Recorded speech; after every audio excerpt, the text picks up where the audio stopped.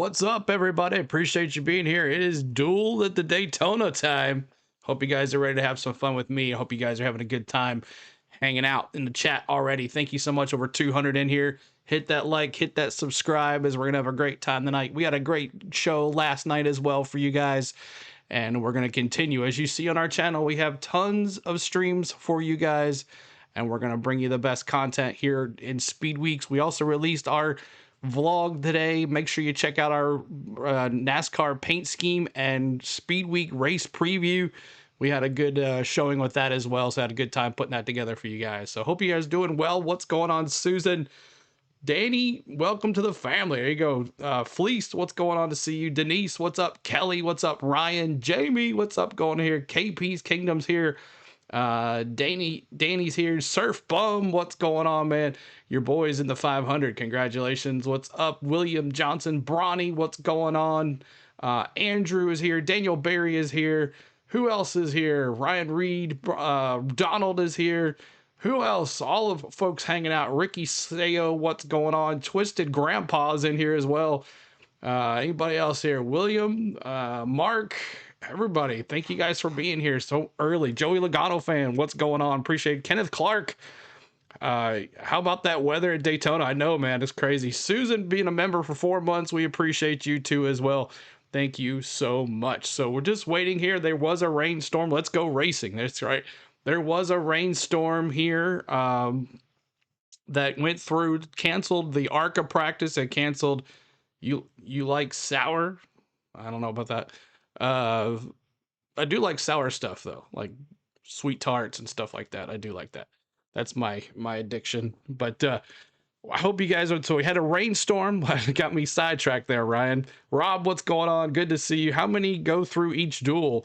I think we got 2 on each one, right? Bronny, is that what it is? Here are the open drivers in Duel 1, CeeLo. All right, thank you. Thank you. Not super sour. I don't like that. But ARCA was canceled. Truck practice was canceled. So we just been under caution here. I hope to try to get this track dry. So hopefully there won't be no more rain. You know us and rainstorms and CeeLo and rain, it doesn't mix. So we'll see what happens. Can we go over the duel lineup? Yes, we can. We can if I can find it here. Let's see if I can. The results. Here we go. Results. All right, that's Chase. That's Bowman. Come on, NASCAR.com. Get your act together. See if I can find it. Rest of the lineup for Sunday's What's up, El Cap? What's going on? I hate Code Red and Fire Drill. All right. Sunday. Let's go, Algeyer, Junior Motorsports in that 40 car. Yes, sir. Good to see you. KFB, what's up? Travis, what's up? Let's see who else is here. Coming in here. Everybody hit that like because you're coming in. T-Van, what's best hat ever? Thank you, man. As I like this hat. It's nice. Nashville Super Speedway hat. Nashville Super Speedway, of course, our hometown track. And we'll be going there this summer as well at Atlanta. So, but yeah, we got a big time going on tomorrow with practice for the Cup races and also the trucks. So it should be fun. Hey, we got Cup. What's up, Brian? Good to see you as well. Into that, we have our race day show, and in that show, Clint, you get to sit down with Kyle Larson. How'd that go? It was a lot of fun. You know, it's always weird when you interview a friend. That's a little bit awkward for me. Appreciate it, Mark. Much rather interview somebody you don't even know. But, man, it's fun. You can't phase the kid. There's nothing that bothers him.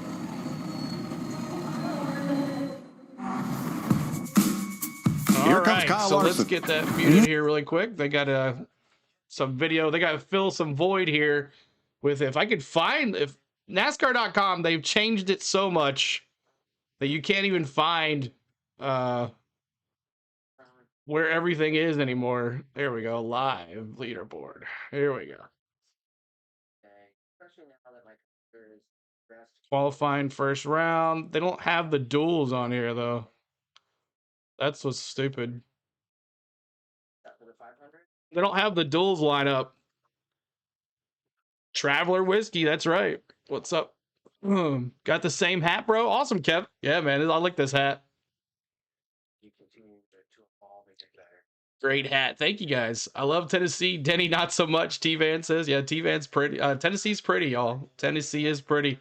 Takes a long time, CeeLo, plus you're 20 minutes early. I know. It's okay. We wanted to go live, but thank you guys. Hit that like for us. Hit that subscribe for us too as well. We had a big night last night. Let's see if we can do it again. Troop Cooper, are they doing the duels? No. Are they doing the duels? No, it's Friday yet. No, they're doing the duels tonight, and then Friday's Cup practice and the trucks. Saturday's Xfinity, and Sunday is the Daytona 500. Out to the Chili Bowl to winning the sprint car races, everything in between. But to come here, I was like, all right, man, are you going to change something? I mean, it's been 0-21 on super speedways. You dominate everywhere, but here, you're not very good. Are you going to change something? Nah, I just need a little luck on my side. I'm like, there you have it. Well, and I think that's the best way to explain Larson at tracks like this is that we hold him to such a high standard at every other racetrack we go to. He's still really good at this. I think the one weakness he has here is that at most tracks he can force an issue. He can change his line. He can manipulate the car a little bit. I'll have that one as well. Third practice on Saturday. It takes a little more time to get there. Number 3. But if you go back and look, he's been in position a lot of times to win one of these races. It just hasn't went his way yet. And I think that standard is what we hold him to. And when you look at the end of last year, those guys go look back at that as a failure, in my opinion, because they got towards the end, had a couple of rough races, but they were in position to have the fastest car at a lot of those races and where they had trouble. That's right, Danny. When they start capitalizing on even more they're gonna race, of the opportunities tomorrow, that I think. they James have, Moore. their win total's going to pile Okay, baby. What it really comes down to, I Gotta don't think win it would one. surprise any of us if he went out and won the Daytona 500 Absolutely this not. year. Not at all. No. Oh, it's absolutely not. 21, win the Daytona 500. Well, listen, Done I'd everything love else. for you guys to hang out with us all night, but you got some work to do. You got to go join Mike up in the booth. So, Kevin, Clint, you're released. Get out of here. We're out of here, buddy. All right, That's right. Me and Jamie are going to hold it down here for a little while longer because we got some more to talk about. Who's going to be victorious tonight? Is it going to be this guy, Denny Hamlin? He's got a good track record, but not in the next-gen car. Or how about old 7-time Jimmy Johnson? We'll wrap this thing up in just a little bit. Yeah, I'll definitely do a redo on the paint schemes as well. But right now we got the paint schemes right here. These are the ones on the track tonight, yesterday, and maybe tomorrow. For some will hang around, some won't. Of course, Jimmy Johnson and Martin Truex Jr. already in the show. Everybody else will have to race their way in. And hopefully that 40 car will get in, hopefully. And everybody will be happy. Of course, NASCAR. Definitely hit that like, y'all. We're trying to get over 200 likes. Trying to get there, y'all. Help us out with the likes. 200 likes. Help us out with that, please. I'm staring at my Jimmy jacket. Awesome. James Moore became a rookie member. Thank you, James Moore. Appreciate it, man. Appreciate it. You'll have your number 6 there to use. I put him in there just for you, buddy. Here's how Allgaier will make the race, CLO. Hear me out. All right, Bronny's going to tell us how Allgaier is going to make it in. He is going to tell us how Allgaier is going to make it in, y'all. On the Discord. Okay, you're going to tell me how to do it on Discord. Okay, got it. All right, let's see what we can do here. What's up, Jason? Good to see you. Jason, welcome in. There's Surf Bum dropping all the emojis. Had a new card and membership was lost. Just seen that. Awesome. All right, cool, Jason. James Moore. Thank you for that. What channel is the race on? It's going to be on FS1 tonight. I don't like McDonald's paint scheme. Those fries are way better without ketchup. And it looks weird, too. Those fries look kind of weird. I don't like that, too. I was going to say that during the paint scheme, but I decided not to. Derek, what's going on? Good to see you as well. Appreciate you being here. Shake and bake, Chad. That's better. Here you go, James Moore. All right, let's get this screen going here. So hopefully the raw feed will work tonight. If not, we'll just have to deal with it. This is the raw 1 and 2. Let's see if I can mess with it on another screen here. But appreciate y'all being here, y'all. Thanks so much for hanging out tonight. And we're going to have a good time. On Duel 1 and Duel 2, we're going to stay here till they end the show. And we're here with you the rest of the night.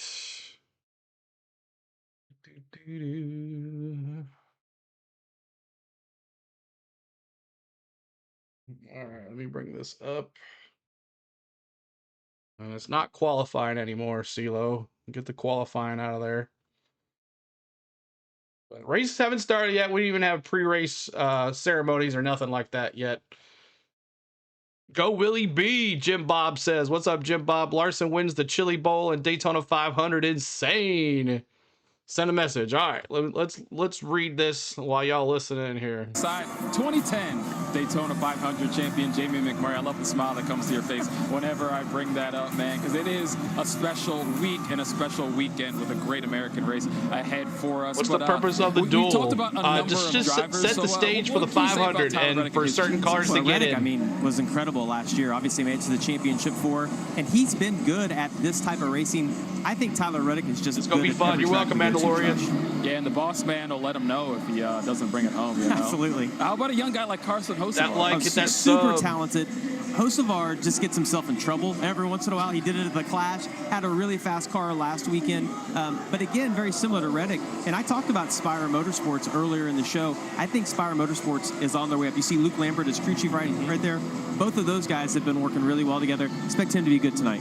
How about old Kyle Busch? Oh, it's 20 years of trying, I think. From the infamous words of Mike Joy. Yeah, Kyle Busch close last year, the year before. It's been good. RCR in general is always good when you go to Daytona or Talladega. Everybody puts a lot of effort into this, but it seems like the ECR engines, RCR tonight. What's up, Karen? You're welcome. Are able to find that little bit more. And I saw Austin Dillon qualified well tonight. I can tell you he's tired of hearing 20 years. He said it was the best McDonald's scheme. I don't think so. That is Justin Haley in that hat. What do you think of that fit? He would like to have that hat in Victory Lane is what I think. That's quite. I saw that last night when we were doing the qualifying show. That that suit, I believe, that looks like a costume, was exceptional. But, Haley teamed up. You see Rodney Childers right there on his left. Harvick's crew chief in the past, had a lot of success. Rodney's going to bring a lot to that team. Again, Spire Motorsports, they've hired a lot of people in the offseason and some really key quality people. I think you're going to see a lot of good things out of them. Well, that hat is looking good. We'll see if he can get that over to our Jamie Little. But let's just check in with her and see what else she's got cooking. Thank Jamie? you, Eric, for Josh, subscribing. He's a new Appreciate face it. in the NASCAR world, a 4-time Indy 500 winner. You've done everything in your career, Elio, but you've never done this. Never driven a stock car before. Last night qualifying didn't go as you wished, but what is your plan tonight? How hard are you willing to push? So basically, you can see Ross is starting right in front of me, and I told Ross in the meeting, I said, Ross, I'm going to be following you. If you're going to the pits, I'm going to the pits. If you're going to the garage, I'm going to the garage. If you're going home, I'm going home. So I want to make sure you understand. We should hang it up. Chad I need to learn. Obviously, need to understand running around the other cars and understand the draft, understand saving fuel. There's a lot of things going on that I think the folks on TV there might not know.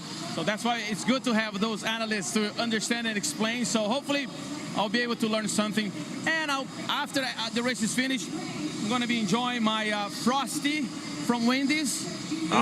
You need to get some French fries to dip in that. That Frosty Elio, looks melted. One thing that people don't realize, you don't get to test. Frosties. You have not sat in this car until yesterday. What have the last 24, 48 hours been like? Look, I was very happy that I had at least 14 laps counting with qualifying. So, but in the end of the day, I think you're going to get understanding what's happening, what the car is doing, what the wind is doing, by the way, with the weather. There was so much. You just got to try to do what I don't. I'm going to do what I don't know. I want to make sure that I stay calm and everything I feel comfortable, I'll take a chance. Other than that, I'm not going to take a risk. Hey, Elio, you changed your fire suit since last night. Look at this. He went from the tight legs and IndyCar to the NASCAR style. You're getting it. You're getting it. I'm official now. I'm official. Regan. Well, Bubba Wallace getting set to start 15th tonight, but right now got a little bit of dad duty going on with young Bex right now. I want to know what's Bex telling you for tonight. What's he saying? What's dad got to do on the racetrack? He's really calm and really patient. So I think that's what I have to do tonight to be fast. Quite surprising of how good he's acting. I told you before we got on air here, daddy. That means we're probably going to be in for a rough night. But had a moment walking out on the grid with Bex. That was What's up, pretty cool. Having my baby boy here with me. Always special to have your kids at the racetrack, and especially when you're a first-time dad. How about tonight? New crew chief. You got your teammates starting right here next to you. Things seem to be lining up pretty good. I know qualifying wasn't quite what you wanted, but you always find your way to the front. What it is about you and Daytona? I don't know. Fingers crossed the 40 goes through. We'll see. We'll take it, right? So I think you just got to do everything right, and you don't know when if it's right until it's wrong. So, really a big chess match all night long. Excited for Charles' first duels race, see how everything goes there. But Freddie and I, we've been doing it for a really long time, and we trust in each other, trust in his judgment, and we got to do everything right to get us up front. We got some work to do. Qualifying, like you said, didn't go as planned, but all in all, You're this welcome, is the One race World. ready to start for the Daytona 500. So we'll go out there and have some fun tonight. Be cool, calm, and collected like my baby boy here, and go have some fun. Enjoy those calm moments. Hope the rest of the night is too, now on the track and afterwards. Thanks, Josh. There it is, the true definition of the calm before the storm for Bubba Wallace and everybody else. But it's time to get our driver picks presented by Advent Health. So, Jamie, who are you going with tonight? I am going to go with the first driver that we talked to tonight on our show, Chase Briscoe. He's going to start on the front row. You know you got to have a fast car here at Daytona. I like the fact that he and James Small is going to allow him to race tonight to see what he's going to have for the big race on Sunday. So I like Briscoe. All right, well, I am going with the fan favorite for this one. I'm going with Chase Elliott. I know he's got some work to do to move his way through the field, but the way he started off the season, albeit at the Clash on a short track, but a confident Chase Elliott is a dangerous Chase Elliott. Yeah, and it's going to be really interesting, not just with Chase, but with all the Hendrick Motorsport cars, because typically they qualify well here, and they've struggled a little bit in the race, like with the handling not being good enough. It seems like they've taken a different path. Didn't qualify quite as well as we've seen in the past. We're going to find out exactly how they're going to race. I'm curious because last year, before and during both of those duels, I think a big topic was pit road. And we saw some nerves, some issues, some learning new crews. Will we see that out there tonight? Do you expect that? That's a great question. And you'll use this race as a driver to practice getting on pit road. If you do a green flag pit stop, you'll figure out how slick pit stalls are going to be, whether it's entering, exiting. It gives the pit crews a round of reps. I think you'll probably just see fuel tonight. I don't think we'll see tire stops unless it's later in the race. But it's a little bit of practice, I don't like the new raw feed, for everything you're going to do in the biggest race of the year on Sunday. All about coordination with this. We are so happy that the rain moved out of here. We're going to get these dual races in here tonight. So let's stay trackside and send it over to our pre-race ceremonies.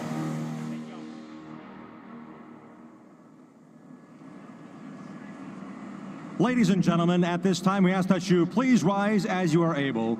Remove your hats, and veterans render a hand salute as Baldwin Middle Senior High School Army Junior ROTC Color Guard presents our nation's colors. Here to offer tonight's invocation, please welcome Advent Health Chaplain Sam Mercado. Good evening, Daytona. Join me for a moment as we ask for God's presence in our event tonight.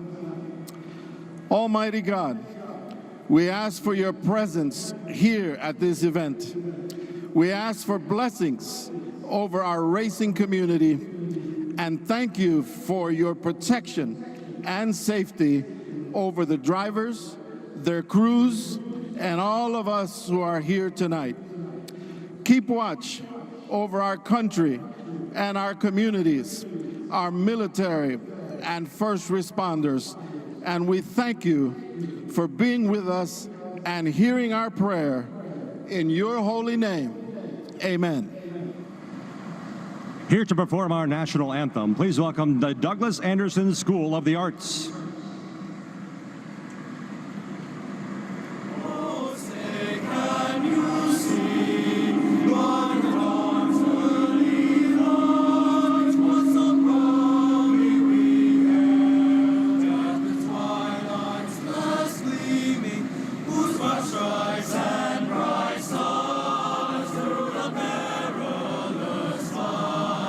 For the realms we watch, were so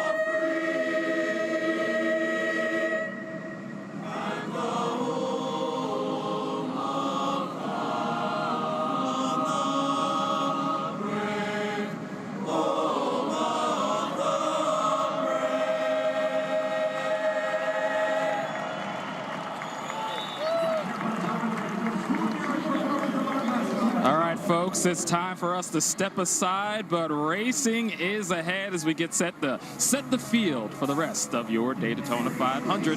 Stay tuned.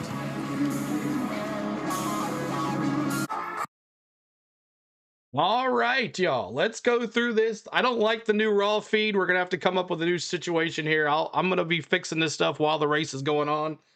This is the new Raw feed. I don't like it. I don't like it. All right, send me a link for the new leaderboard. That's what I got. I got the Raw feed up now, so that's what it is. That's what our Raw feed looks like from now on. It's not like how we used to look at it, which is really a bummer. I don't like this at all. So I hope you guys are ready to have some good times here. We're going to figure it out, but let's go through the field really quick. Chase Briscoe, Ryan Preece, Josh Berry, Austin Dillon, Ty Dillon, Zane Smith, Kyle Busch, Chase Elliott, Michael McDowell, the Dinger. I like how he says Anthony James Allmendinger. I like that.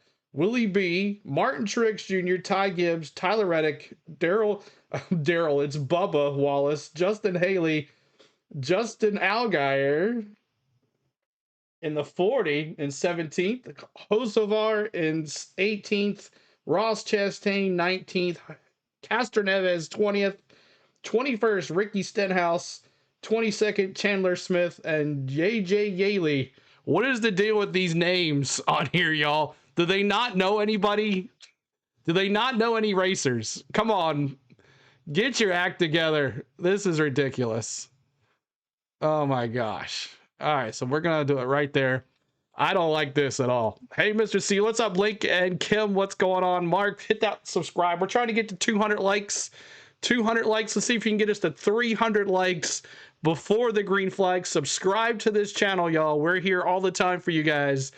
We do it right. We do it fun. We have a good time. And make sure you're hitting that like for us and subscribing. So I'm going to enjoy this here. I'm going to figure out some stuff here while we put this together. Oh boy, look at this. So we're going to bring this over here. Thanks so much, y'all, for the love. I appreciate you. They have thrown us through a loop here. They have thrown us for a loop. That's okay, though. We're going to figure it out. We're going to figure it out. Definitely a good time. Chad, what's going on? Good to see you. Bunch of Zims, what's going on? Money. My money's on Zane Smith. All right, so give me your pick for the first one. Normally, the first duel is calm and collective, and the second one is crazy. But I think I'm taking Josh Berry here for the win. Taking Josh Berry. Do we have cameras tonight? No, we do not have cameras tonight. They are only on HBO Max, and it's only for the 500. And we're still working that out, y'all. I'm still trying to do something for y'all. They kind of ruined our way of things here. So ready for this first duel. Ready to get going. Welcome to the NASCAR Cup Series Duel at Daytona. 2 150-mile races to set the starting lineup for Sunday's Great American Race on Fox. Hi, everybody. Mike Joy, along with Kevin Harvick and Clint Boyer, as we look forward to what is always one of the most thrilling nights of the year. And this year, it's even more special because the go or go home list is longer than it's been in more than a decade. My gosh, guys, I love the duels, always have, but I love these different agendas. You got cars that are going home. They're literally do or die tonight. They're either going to be in the Daytona 500, the Great American Race, or they're going to go home. There's also guys racing for starting position, want to be up front, want to be out of that mess. Pit stall selection, a lot of things going on. Well, there's a lot of new agendas at a lot of teams this year, like you talk about, Ben. And I think the biggest thing about tonight is, okay, now we got to start working together. Now we got to have, whether you have a new spotter, a new crew chief, a new driver, whatever that is, you got to start working through those things in real life conditions. So I think it's important for those guys to learn tonight, to race hard, and put themselves in a position that they hadn't been able to get to so far, and that's a race. There's one more thing. What? You keep reminding me. Kevin K, thanks so much for subbing. Kevin, points. thank you. Oh, we my gotta gosh. get to points because we've seen so many close points battles through the years. You've got to race for every point that you can get. And just in case you didn't know, 10 is worth more than 9. Well, just in case you didn't know, there's only one chance, ladies and gentlemen, to win this Great American Race, the Daytona 500, right here. Yeah, and I think the other thing that you have to remember too is I wouldn't worry about my car. I think with these cars, I think you have a better opportunity to fix your backup car. In order to be successful at this car, you have to be aggressive. You have to be willing to take risk, and in order to be up front at this, you have to be able to push, shove, and take risks. So take a risk tonight because your backup, they'll get it worked out. Yeah, it wasn't always that way. That's a great point. Now, pull that baby out. We're going to re-rack, try again. All right, who do you like in duel number 1? Well, I like Briscoe. I like the speed in his car, but I just don't think that's going to happen. I think Briscoe's going to win. Well, you liked the Chiefs last week, so. Can you believe that? I can't believe that. And this is why, because I heard him say, just like Kevin's been preaching, these 10 points. Points are going to mean something. I want the points. Maybe he holds on to it. Yeah, and I hate to agree with you, but I'm going to agree with you on this particular situation. When you have a car that is that fast, if it handles that good, Mike, on a night like this where you have a shorter race, it's cool, it's night, all those things, the speed matters in this car. You want as much speed as you can tolerate and hang on to in the car. Tim, for becoming an Let's MVP. check with Josh Sims and buddy. Jamie Little. All right, we're joined now by Joey Logano, a guy that has won the Daytona 500 here before. Kevin Harvick up in the booth is talking about the fact that he wants to see drivers be aggressive. He says, you got a backup car for a reason. How aggressive are you going to be out here tonight? Is that how he was? I mean, I think he actually was. See those Laganos, those 22s, what's there's up, Cole? something to race for, right? There's points on the table. I look at this as a stage. It might not be a playoff point, but there's 10 regular season points that could add up to actually be something at the end of the day. So there's plenty of reason to go out there and race. And he's in no matter you what, put a trophy right? in front of me, that's going to be enough. But the points are a little added bonus. Yeah, Harvick, we've been talking about the points and how as the season goes on, like these 10 points could be make it or break it into the playoffs or through the rounds. What's your approach tonight, though, Joey? We talked about the level of aggression you can have in this race, and you clearly guys are race awesome. this Thank car you on guys. Sunday. 28.5. How aggressive can you be?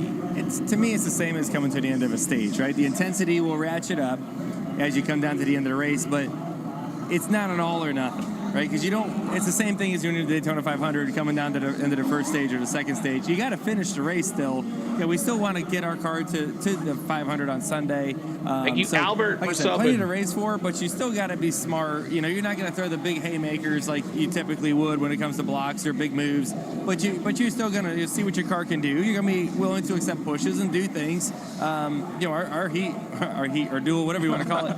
I always call them heat races. You can call it whatever you want. We know technically. But I mean, I feel like our duel is very stacked. There's a lot of really good speedway racers in it, so it'll be a really good race. That's funny. That's exactly what you do. After the duels get produced, you go back and you see who Thank you so much, guys. Awesome. Thank you, Mark. And that leads to my Mountain next Billy, question. what's up, bro? My mind a little bit, Jamie. We've been together too long today. But how much is establishing those friends, those guys you can work with on Sunday out there tonight?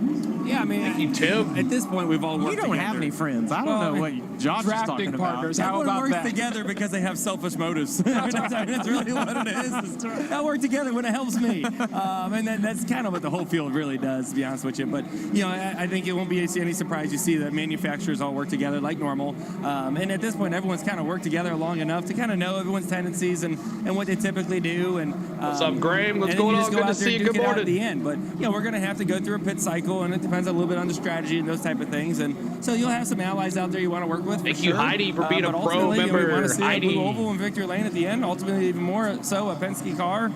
Even more so myself, right? So Selfishly, but that's right? kind of how you do it, and I feel like we got a really good Shell Penzo Mustang that can do it. What about surprises in qualifying? We know the Fords were good. Toyota set on the pole for the first time ever in the Daytona 500. Surprised by anything you saw? Yeah, I mean, I think everyone was a little bit surprised. The Toyotas have been, haven't qualified really well here in the past. They've been really good on other type racetracks, but to see their speed yesterday was definitely 300 surprising. likes, let's go. But The 300 I likes, still y'all. feel like we're going to have the upper hand. Feel good about it. I feel good about our cars when we come to these racetracks. Not just our cars, but I think our teamwork, our team. We've raced up front a lot together, Team Penske in particular, and you kind of work out those. What's the right thing to do in this type of scenario, right? And you try to, the I more can't scenarios stream you the live through and self-seater. go through, you can It's talk against about the it rules. afterwards. The next time it happens, you know what to do. That's a big deal. Well, he's got the track record to show the confidence out here. Good luck out there tonight, Thank you, Joey. We'll see how things 1966. shake out for you, but for now, let's send it back up to Mike and the boys in the booth. Thank you, Josh. How about Ryan Preece and Josh Berry? They qualified in the top 5 last night, and what do they have to show for it? Nothing. because only the fastest 2 drivers locked into the front row for the Daytona 500. Both of these drivers, though they were fast last night, they are going to have to race tonight to earn their starting position. Well, the good news is it sounds like Joey Logano is pretty confident in those Fords still being the dominant car, and for those two cars, they have speed. They have speed, and they're in I get a new wrench. opportunities. I'm on and they're pit lane excited about tonight. that Forgot new mine at opportunity. home. There you go, son. Cars are fast. Priest will start second and Barry third. Toyota on the pole for race number 1, Chase Briscoe. Happy New Year, G-Ray. Then those 2 Fords. Then the Chevrolets of the Dillon brothers. Yeah, I like chocolate driving cake. for different teams, both off the RCR campus. Who likes then cake? Chase Elliott, or Kyle Busch and Chase Elliott behind Zane Smith. A lot of Chevrolets in race number 1. A lot of Fords in race number 2. The Toyotas are pretty equally split between the 2 races. We've seen sun, we've seen rain, and a deluge. We built an ark, we dried the track, and now we go trackside. Daytona International Speedway, this is the moment you've all been waiting for. Are you ready to get duel number 1 started? Here to give the command of fire engines is Senior Brand Manager for Busch Light, Christina Denko. Drivers, start your engines! Let's go!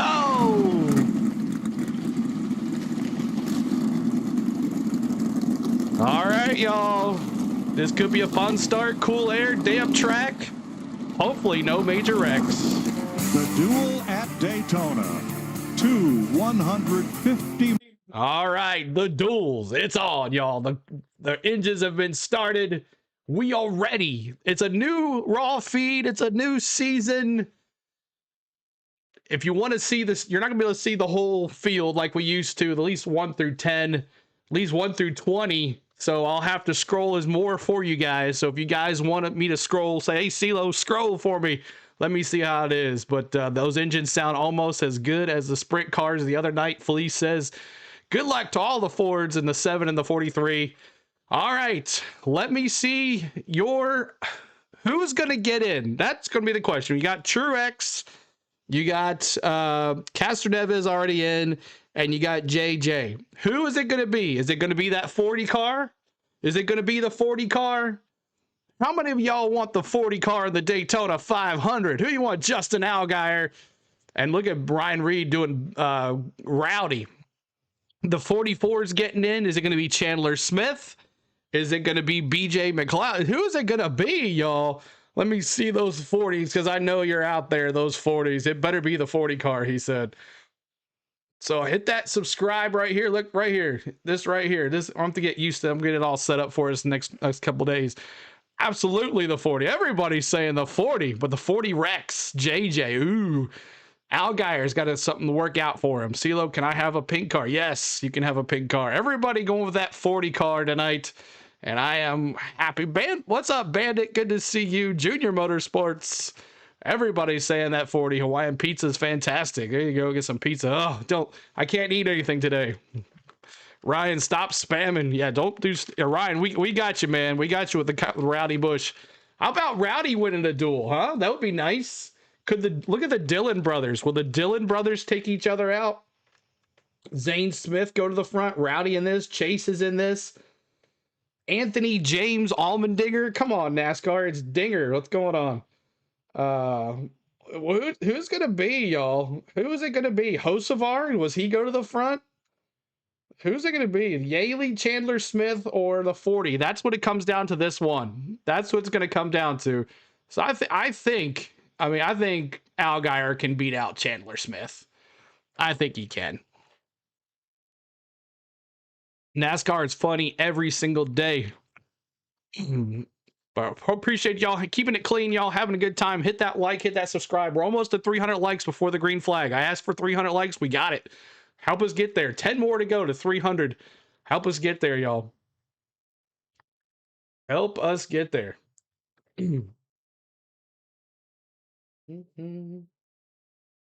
Last restart position. So I'm going to have to make this bigger so we can see the whole thing. I got to do something. Will you have FS1 video tonight? Fleece, I cannot show the race. That is against the law. It is copyright infringement. I do not want to get shut down. I've worked too hard to have fun here on this channel with you guys, to just because somebody wants to watch the race. We haven't shown any races ever other than the cams. The cams were free because they were NASCAR.com. This is the broadcast. I've never showed the broadcast. So until someone from NASCAR says, yes, you can show the broadcast, I don't care what other people do. I don't care what other people do. Yeah, their time is coming. They will get it one day. But we've never showed the real broadcast on this channel. Never. And we never will. So thank you guys for that. We appreciate you understanding. Yeah, the cams. Okay. Yeah, so the cams were a whole lot different story. Now they're on HBO Max. I'm trying to work with HBO Max, but haven't had anything yet. But be patient with me. The cars are rolling, y'all. The cars are rolling. Go. And let's show you what we're going to see tonight. Thank you, Greg. In these two 150-lap races, 60 laps. I gotta find a spot for the Duel 1 sets the inside box lane for the Daytona 500 Sunday. Duel 2 the outside lane. And the two drivers that locked in last night will lead the field to green in the two duels, Chase Briscoe and Austin Cindric. Another Chase, however, has a problem. Wheels off on the number 9. Mechanics working under those wheel wells. And this looks like a brake He's in no matter what. issue. But Jamie. Little And issue that for is Chase. exactly the issue, Mike. I watched him pull off pit road. What happened? He fired that engine and his brake pedal Thank you, felt buddy, please. squishy, real like spongy like. They told him to bring it over. So they're working on it here. They're adding brake fluid in there. Of course, all hands on deck trying to get him done. Get those wheels back on so he can get back out on the track. So we'll keep an eye on Chase Elliott, Mike. Thanks, Jamie. There are two chases in this race, and one of them starts from the pole. Well, let's talk to him. Chase Briscoe, Kevin and Clint up in the booth. Man, congratulations on the Daytona 500 pole. Tell me what you want to learn about your car tonight and all the things that go through your mind in a qualifying race knowing that you have that pole. Yeah, first off, thank you. It's definitely pretty cool to, you know, as long as we get through this, know that we're going to be on the pole of the 500. But I think for me, the biggest thing is just trying to understand how different, you know, the nose and tail is on the Toyota. That's going to be something I'm going to have to learn, you know, just how it takes pushes, how I can push people, and even understanding just what my car can do and what it's capable of. So, yeah, trying to be, not like you know, aggressive at times, but also trying to be really smart about what we're doing tonight. So no video, James. All right, man. Well, be smart. And we know that your crew chief up on the box, he expects you to win, so no pressure. Oh, man, yeah, pressure's on now. All right, here's the starting lineup for duel number 1. Briscoe shares the front row with Ryan Preece in a Ford, the third fastest qualifier overall, and we'll ride along with him. Row number 2, Josh Berry for the Wood Brothers, making his second 500 start, and Austin Dillon, the 2018 Daytona 500 winner. That's a Ford and a Chevrolet. Row number 3, Ty Dillon. He's in a Chevrolet, and Zane Smith in the number 38 Ford. Then we go to the 4th row, Kyle Busch, 20th try to win the 500, and Chase Elliott. Let's dial him up. What do you say, boys? Hey, Kyle Busch, it's Boar and the boys up in the booth. You got us? Yes, sir. What up? Well, you're up, buddy. 3 dual wins under your belt. What's it going to take to get a 4th? These RCR cars are fast, and I also want to know. You've been feeling, it's got it. You've heard it. We've all been talking about it. 20 years of trying. We heard the legendary Mike Joy's voice over the Dale Earnhardt win. That's got to be on your mind, getting this Harley J. Earl trophy in your hands. Well, first things first, let's try to finish the duel. Thank you, please. These RCR cars certainly have been faster. Rowdy. Have been running up front, been strong, and contending for wins in both dual races these last 2 years, but we've also wrecked and brought our backup cars out. We've had really good fast cars in the backup during the 500 too. So just got to put it all together. Got to try to execute, do a good job, make sure hit all of our stuff, and stay out of trouble. Try to win this one, but more importantly, have a car that's capable like this one to go into Sunday's race. Well, buddy, you're one of the best in the business to do it. I can't wait to watch. Good luck. Right on. Thank you. All right, Chase Elliott has left pit road to rejoin the field. Row number 5, Chevrolets for Michael McDowell and A.J. Allmendinger. Row 6, the defending 500 champ, William Byron, and Martin Truex in a one-off ride in a Toyota, and he is locked into the field based on qualifying speed. Then it'll be Ty Gibbs and Tyler Reddick, a pair of Toyotas in Needs row a new 7. DoorDash. In row number 8, Bubba Wallace in a Toyota, and Justin Haley's Chevrolet. And then in row 9, the first appearance of Junior Motorsports in the Cup Series for Xfinity champ Justin Allgaier, along with Carson Hocevar in the number 77. Here's Regan Smith. Well, Mike, Dale Earnhardt Jr. is no stranger to high-pressure moments here at Daytona International Speedway, but this is the first time you're trying to get your race car to start the Daytona 500 as an owner. What'd you tell your driver, Justin Allgaier, before he climbed in? I believe in him, and I believe in the car, and we're as prepared as we can be to go out there and do it. And if it's meant to be, it's meant to be. But we can't say that we're not ready, because we are. We should be a lot of fun. I mean, I'm nervous, yeah, but I'm also really having a good time. So, this is awesome. I mean, being in the Cup Garage is a dream come true, and hopefully we'll get there one day. But we're loving this. Good luck tonight. Thanks, man. Mike. Thanks, Regan. Row number 9, Ross Chastain from Florida in the number 1, and Elio Castroneves in the number 91.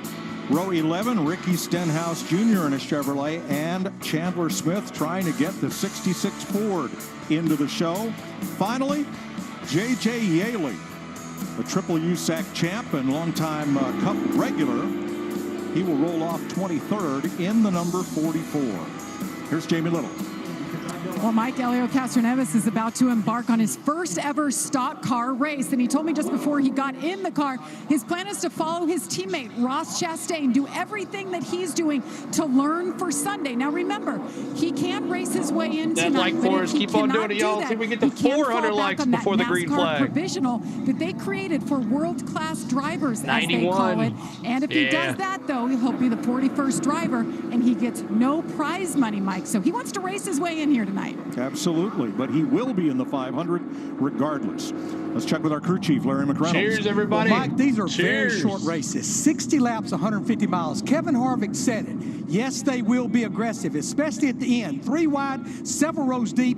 All it takes is one bad push to go bad. It can cause the big one and send the driver hard in the outside wall.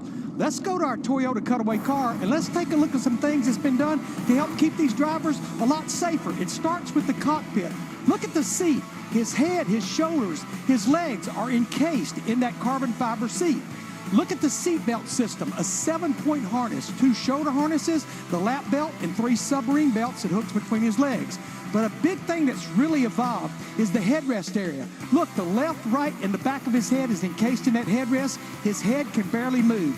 And then the thing that's mandatory, the head and neck restraint device. Over the shoulders, tethered to the helmet. Old and you're going to see Coors straps that go Light over and it to keep it NASCAR in place was on the right. shoulder harnesses. But guys, going back to that headrest, Sunday's when gonna you be think fun. about foam, you think about something that's soft. Kevin Clint, that foam is far from soft. It is definitely not soft. Not yet, and the started reason yet. that's why you don't want it soft, because if it's soft, your head blows right through it, grabs your head, and when you look at these types of hits, and you see Ryan Blaney right here last year, just a bouncing little around, going to get hit Gatorade. again. You saw Ryan Preece in Little the wreck Gatorade before pop. that. That little bit stiffer foam keeps everything intact, and when the foam gets too soft, your helmet digs into it and starts to grab your neck, and you don't want that to happen. Yeah, and it's not soft. I mean, it takes a hard impact, but these guys go through it. That frontal impact, keep an eye on that Hans. That's what saved Ryan Preece in that one. One of the hardest hits I've ever seen. And we saw Ross Chastain on pit road, so they have an issue, and the hood Ross Chastain on pit road, tonight's but he's honorary in. pace car driver at the wheel of that Corvette for the first dual race, Buster Otten. He received a milestone award today from NASCAR chairman Jim France. 50 years he has been a NASCAR official. He was the first hauler driver from for NASCAR when all they had was one tractor trailer to send to the races. And for the mountains, officiating baby. In the early days. Lights Now are he off on the oversees pace car. operation of 17 of them to operate the 3 national series. I think and just during the regional day. tours. This will be Buster's last race before retiring, and we thank him. Wish him well. Great guy. That is a great guy. Yep. What's up, like, what dislike? a day we have had. About 4:15 today, the bottom fell out. In fact, our catering tent just about blew from the I was speedway nervous, to the Mike. beach. I was going with it. We were eating in the tent, and I was like, how am I going to get out of here? Yeah, but the wind came in from the coast, and between that and a bit of sunshine, dried this track in record time. So we're ready to go for 60 laps, 150 miles. All right, y'all pull The those fuel belts window tight. just 40 to 44 One laps. last time. So we will have a pit stop, and it could have well fun, be y'all. under green. Strength in numbers here, Kevin. A lot of Chevys in the first one. 14 Chevys in this one, right? 4 Fords, 5 Toyotas. Jamie Ross Chastain has left pit road. What was the issue? He came in, he had a throttle issue, he thought. He said it was idling really high, so they weren't sure what was happening. He had a mechanic jump inside the right side of his car. They think they had it figured out, but they had no choice. He had to go, Mike. He's going to be flying by the time he gets there. Off turn number 4, looking for the green flag this time. Chastain no racing, boys. Will start this race more than a half and girls in arrears. Now the race in cars. Truex, Allgaier, Castronach, Smith, and Yates. Keeping an eye on them. And we are under green in the first duel at Daytona.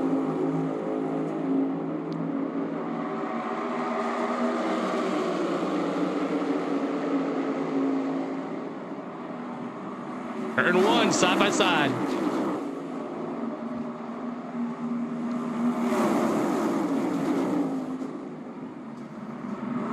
Backstretch, side by side. A lot of new things going on. Remember lap 3, we're going to honor Dale Sr. Cars in your mirror all of a sudden for the first time. New guy in your ear for half the field.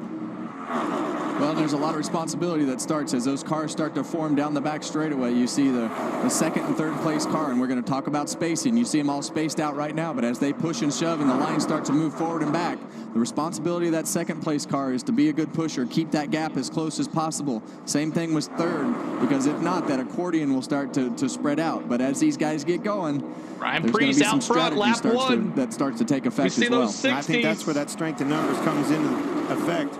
Chevrolet, 14 cars, that can be a good thing. It can be a tough thing, right? Well, you got to be really aware when you make a move if you're not one of those cars that has the most numbers in this race like Chevrolet does. So, and where you really see that take effect, it'll be interesting to see if we get to a strategy point of a green flag pit stop as to how they break those cars up, because you don't want 14 cars in a line. You're better to have 7 or 8. 18 of the drivers are locked into the Daytona 500 field through the NASCAR charter system. And those drivers' names are shown in white on our scoring pylon. The drivers that must race in are shown in yellow. Even though Truex has timed in to guarantee himself a spot, he can move up in the order by being the first of these open lap 3, cars y'all. to finish this Let race. me see those 3s Same in the with chat. Elliott We honor you, Castellanos. Dale Sr. Trouble, car on the wall. Trouble Zane Smith. already. Zane Smith. 3s. Keep it up, yellow out here. Cut a tire or something, Kevin. Just hung her right. I have to look. Show your respect for 3s. Again, Bronny. Watch the 38, the green and black car, third on the outside.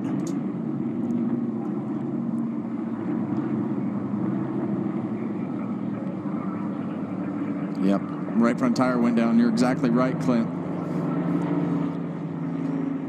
3s in the house, y'all. Zane Smith brings out Praise the you first. know what? Praise you know what? 3s in the house. 3s. As every lap 3, we do it. Thank you guys so much for honoring Dale Sr. Raise you know what? Praise you know what? Right here on our channel. So thank you guys so much for being here. My name is CeeLo. On the Go with CeeLo is our channel. We bring you the best content here on our channel for NASCAR. Make sure you check out our vlog that we released this morning as well. It is a race preview, all the paint schemes of the trucks, the Xfinity Series, and the NASCAR Cup Series. We talk about all the new rookies in all 3 series as well. I give you my picks for the win, so make sure you check it out there. But yes, so thank you guys for being here. Let's see if we can get to 600 tonight. 28,600 at 29K. Wear the Denny hat, he says. I don't have one. I can't wear an old hat. That's how I am. Like, I can't wear something that doesn't exist anymore. Same with like a jersey. I can't wear a jersey with a name of a guy that's not on the team anymore. I can't do it. Shout out to Kathy's husband, David, who's watching from somewhere earlier in the chat. Awesome. Shout outs. Excuses. But there it is. Raise you know what, praise you know what. But what's up, Mosh? Guys, if you guys are iRacers, if you guys are iRacing a lot, Mosh in the chat, he does paint schemes for everybody for a nice price. But he is amazing at what he does.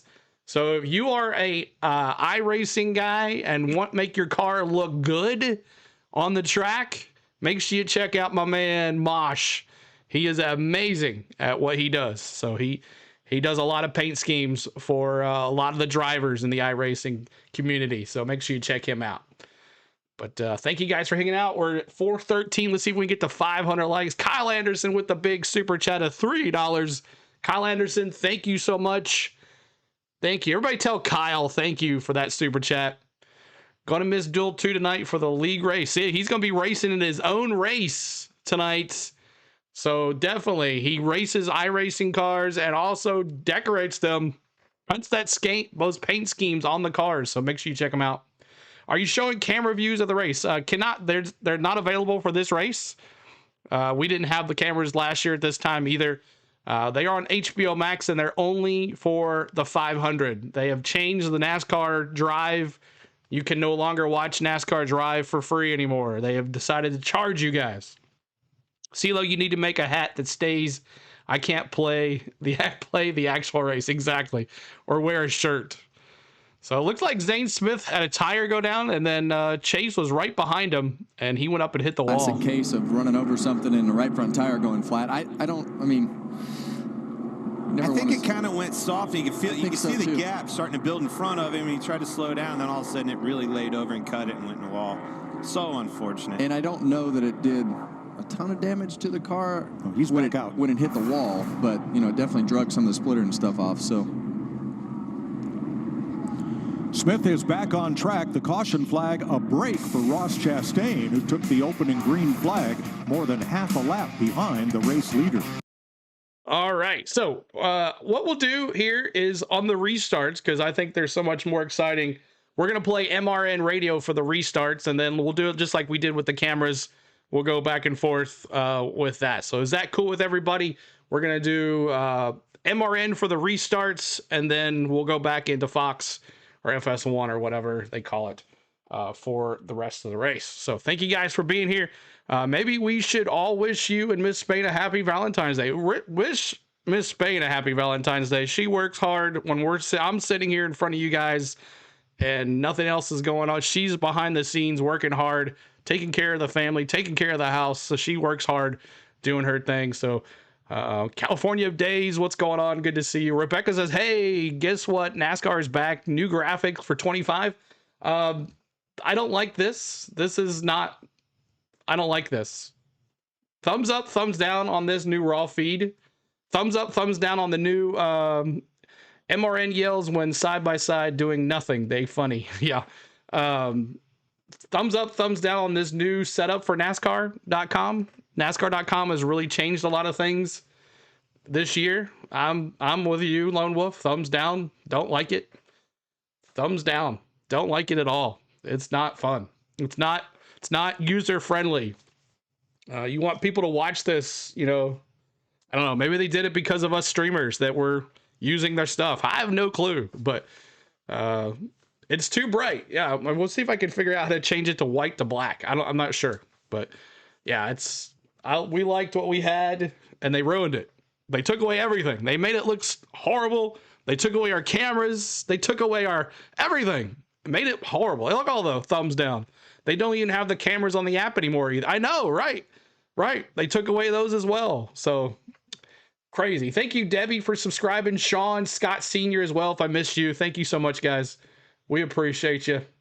Thanks so much for the new subs. We're trying to get to 29,000. We get to 29,000 right there, right here, 29,000. We're going to put 2 pies to the face on Sunday. James says, watching from New Hampshire, my home track. Awesome. Valentine's Day is tomorrow. That's right. NASCAR is rude not to have those cameras for streamers. Exactly. All right, here we go. Pit stops going on. Only just to top off. Chase is in for gas. Bunch of quick stops. Kyle's in. Rowdy. And one lengthy one. Justin Allgaier was in to change 4 tires during this caution flag. I know, man. It sucks. Well, Mike, Regan? Justin Mike Justin Allgaier did change 4 tires. That was not the original plan as he came into the pit stall, slid the tires. All about the money. Out of abundance of safety here early on in the race, they decided to go ahead and change those tires. They weren't quite ready for it when it happened, though. Everything worked out fine once they got the stop in, though. Well, here comes most of the all rest that's of the up, field. Alex. This time All those videos are up. to come in and top off. Here's some audio from Elio Castroneves' car. Driving up towards that crash. Yeah, I saw everything happening, so I just didn't want to lift too soon. I can see a little bit of air when people are turning. I'm turning a little early, so that keeps my front pretty stable, and I can see what everybody's doing too. Well, he's learning, and I think as you go through this process, he's going to have to. Yeah, I'm wearing a white shirt. I guess I can't be wearing a white shirt. What does what? It's actually blue. The lingo and the things that he's used to in the IndyCar are just not going to apply like they do here. And the only way to find out, Clint, is to get in the middle of the race and go. No simulation for that. So for Allgaier to make it, he has to either beat all the open drivers in the duel or make sure Truex is the highest finishing open driver. There you go, Bronny. Thank you. 2-time champ.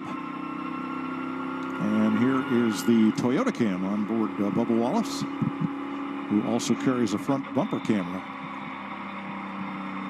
as well as these.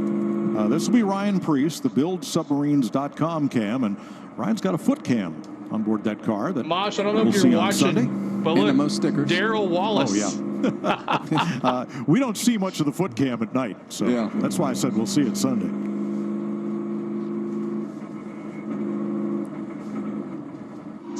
It says Darrell Wallace with the Chevrolet onboard camera, and he'll also have a camera on the rear spoiler. And the Awesome, Celsius California days. Good luck. onboard cam for AJ Allmendinger. Trying to get to 500 likes. 500 likes. Help us get there, y'all. And Frank, thanks for On this Frankie restart, Fit. We're going to listen to Brandon Monash. He's the Here we spotter go. for Green flag. Austin Dillon. Oh, I forgot. MRN. Handful of laps in. We've got a lot of racing left to go here tonight. Looks like everybody was just trying to ease into this process tonight. There's always been this stigma attached to dual racing here at Daytona, where one of them may be very. Other cars that pitted one lap later to try to play the fuel game. So we've got a mixed up field and no flow to this race at all so far. A lot has happened. A lot happened before we even dropped the green flag. And now you see that outside line really starting to push and shove. Yeah, they and still you see do Austin that. Dillon and Chase Elliott being super aggressive with Josh Berry there to shove him out front. Martin Truex first to the open cars in the 56, ahead of J.J. Yaley and Chandler Smith. And that's the race within the race. We've got the open guys trying to put themselves in a position to make the Daytona 500. The rest of these guys are going for their starting position. I'm good, son in of the a. Daytona 500. And you see Josh Berry leading Barry this out pack front. and Josh changing Berry. lanes Let me with see Chase those Elliott right behind him. 21s. I think those Chevys were trying to work together there. Austin Dillon and Chase Elliott trying to pair up with McDowell behind them. Didn't quite get it done. Josh Berry's doing a great job blocking the lines and keeping that flow on his side right now. Michael McDowell in third, and that 71 has had a lot of success here at Daytona. He and crew chief Travis Peterson moved over to the Chevrolet camp this year, Inspire Motorsports. Yeah, he came with his crew chief and his driver. You're welcome, Yeah, Sean. you see right there, Chase Elliott, like we talked, he's the most important piece to that line to keep moving forward. His job is to push Josh Berry as much as he can and hope that third place can stay as close as possible to keep those gaps as tight as possible.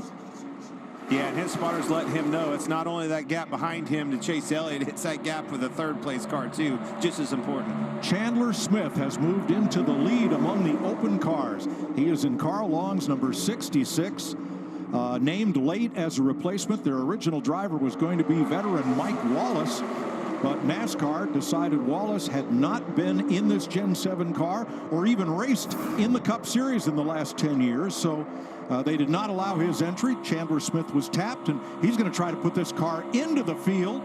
NASCAR told Wallace, here is a plan. If you want to follow and run in the Daytona 500 next year, we'd love to have you. Yeah, onboard Kyle Busch right here, and you see Chandler right next to him, third in line and in that top lane. A really, really good young race car driver, getting a lot of experience, had a great year at Joe Gibbs and everything that he's done in the trucks. Now, what excites me about this is that car in practice was 40th fastest. They don't have the speed. Trying to get to 500. Help us get there, y'all. McDonald and McDowell for the win. Exactly we'll see. Right. Get in between a good He knows car, how to race one here. in front of you, one behind you, a great pusher, and make sure you stay there. Do not lose that help behind you. Yeah, and in his situation where you know that you need to be in the middle of good cars like that, you just want to position yourself to not think about leading the lane. You don't want to have to worry about winning the race. You just want to make sure that you're in the middle of the cars, because all you need to do is stay in front of as many of the cars that you're racing on the open side of it as possible. There's Castroneves in the blue 91. He's moved up into the top 10. There's the Wendy's cam.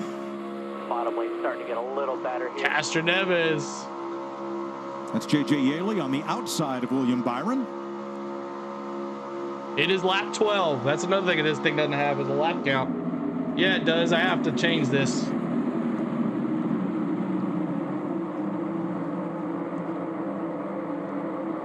Well, we're 12 laps in right here, and I think with the way that this caution fell, it's going to put these guys in kind of a funky position as far as the fuel window goes. I'm glad you said that, Larry.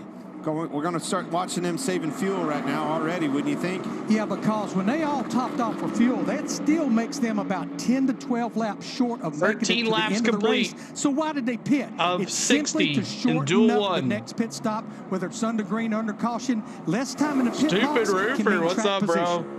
See Chase Briscoe. He's seen enough. I felt the handling of my car on my ride right here in a safe place. And here's Ryan Preece, who has dropped back to Chandler Smith. He's pretty good at these super speedways. After starting this race outside pole. Yeah, and you no see, cams, you Martin. see on the hood Sorry, right buddy. There, you see that thing dangling. do it. That's a hood pin. They were under the hood They don't before have the them. race. Didn't get one in. Well, that's why you have 4, right? Lap 14. Well, he's lost, obviously, a lot of track position here, clear back to 21st. Now, Justin Allgaier is 17th overall, but more importantly, among the open cars, that number 40 is 5th. Get in there, 40. Uh-oh. Uh-oh, big wreck. Oh, There goes Chandler is the Smith. 66. Chandler Smith in the wall. Hard. Chandler Smith, caution. He was running third. And he is done. Ah.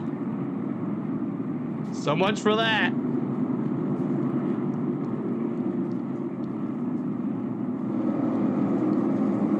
See some damage on the left front of Ty Gibbs. Chandler Smith's car is destroyed. That's a big hit. NASCAR's done a lot of work in the front of these cars to make them softer, so they will crunch up a little bit. But either way, that's a big hit. And there is Castroneves. Oh no, Castroneves through the grass. That's 2 of your open cars. He's got an off-track excursion there and rolls to a stop just shy of that safer barrier. That one has a backup plan, though. Yeah, Chandler Smith did not. Nope. Castroneves will have that provisional. And he was really running needed good, these too. 60 laps. These were his only opportunity to run and draft and pass cars. It was good to see that window net come down quickly on Chandler Smith's car. That's the signal to safety crews that he is okay. And there he is. Not sure what happened to Castroneves here. Yeah, he was. We're told he was down on the apron, and the car lost control, went off into the grass, rolled to a halt. So I know, but they're coming that here. Provisional that NASCAR introduced this season. Let's see what happened here. Chandler Smith, 66, third place. He is no longer running third. You're correct. Ooh, not clear. Yeah, and you see. I think he was trying to get down and fill that gap there, Kevin. Just not clear. Who was the second one? The 7, I believe. The 7 Justin car. Haley. Yeah, and you saw the flames come out of Justin Haley. He saw Chandler Smith coming down the racetrack while he was clearly still underneath. And Haley knew that. Yeah, he lifted, tried to stay out of it. He was way too up the side. and it looked like that's a big hit, Kevin. Yeah, there's damage to several cars. See, right all there. guy are barely getting through there. Priest as well. A lot of cars with some damage. So Bubba Wallace has damage. So does JJ. All right, so big crash involving the third place car. Chandler Smith looked like he just checked up. But thanks so much, guys, for being here. We appreciate you. And I'm going to get a lap counter going here in just a second, y'all. 1 second here as I'm going to work on this. But thank you guys hitting that like for us. Trying to get to 500 likes. We're at 464. There's over 1,000 people in here. That would be awesome for you guys to hit that like for us and subscribe to the channel, as we appreciate you hanging out with us tonight. Garage 66 is out of the Daytona 500. Now, Chandler Smith will be running for Front Row Motorsports in the Truck Series, which, as I was talking in our preview vlog, I was unaware. Bad CeeLo host. Didn't know that Lane Riggs moved into the 34 truck, and Chandler Smith is now in the 38, and he's in the Long John Silver's truck. So Chandler Smith is in the 38, and Lane Riggs is now in the 34. So that's how that works. That's too much. 500. That works. 600. I'm trying to get a lap counter here for y'all. Just 1 second. As we're at a commercial break. It don't matter what truck Lane is in, as long as he has that love scheme. Exactly, is what I said as well during our preview vlog. Remember, he won those 3 races during the NASCAR Craftsman Truck Series playoffs. But you know, Heim's going to be there. Eckes is going to be, not Eckes, Heim and Grant Infinger and Majeski. But who is going to be the other? Who is going to be the other car to give heck to Corey Heim? But let's see here if I can get this going here, and this should work here for us.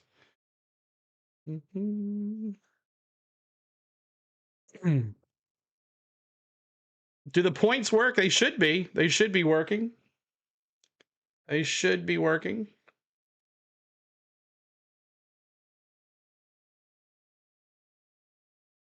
Okay, that should do it. And cars are coming in for the pits. And they should get the fuel here they will need to go to the finish. And some repairs, maybe even on this A car. Regan? Well, Mike, the A-car, Kyle Busch, is one of the cars that's going to pit right here. Right now, he had a little bit of aero tight in turns 4. They want to work on that. Skady just a little bit through the tri-oval as well, Mike. Another set of tires going on Justin Allgaier's car. Well, at this point, Mike, you might as well be really safe with everything. And you see the 54 car here of Ty Gibbs.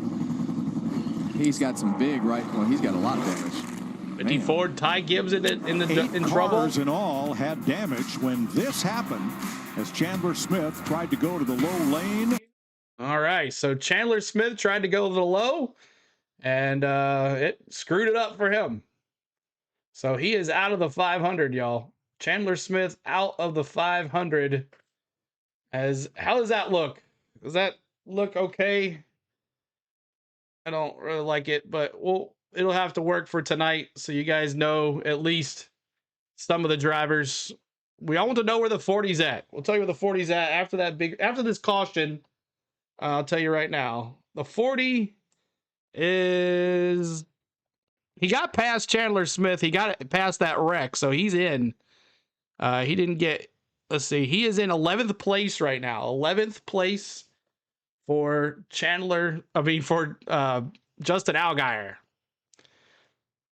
And he just has to finish the highest of the open cars, and right now he's at least one away. Let's see who else.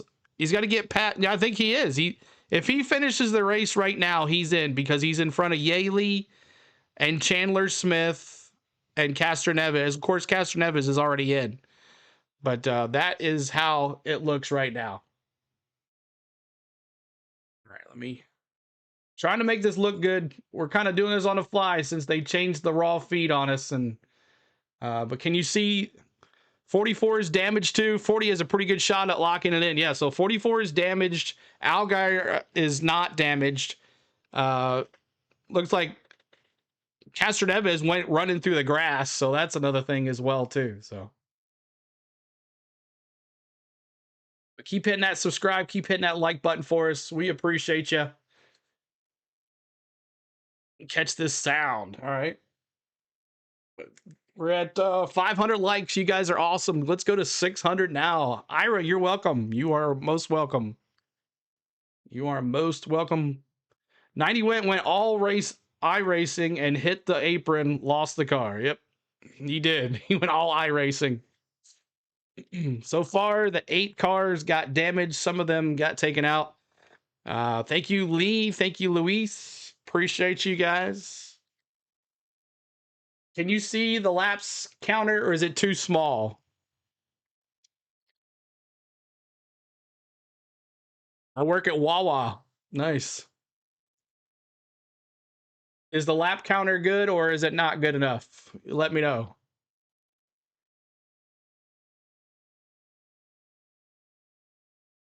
He likely slid the tires on the brakes, trying not to hit anyone. Mosh says. Got snacks for Sunday yet? I need to. It's small. Okay. Trying to figure out. We'll get it. We'll get it worked. Explain the duels, the purpose. Chase. It's basically for the open cars that are trying to make it in the race. Of course, you have every car that's a charter is going to make the 500. You also have provisionals. A lot of cars have provisional entries as well.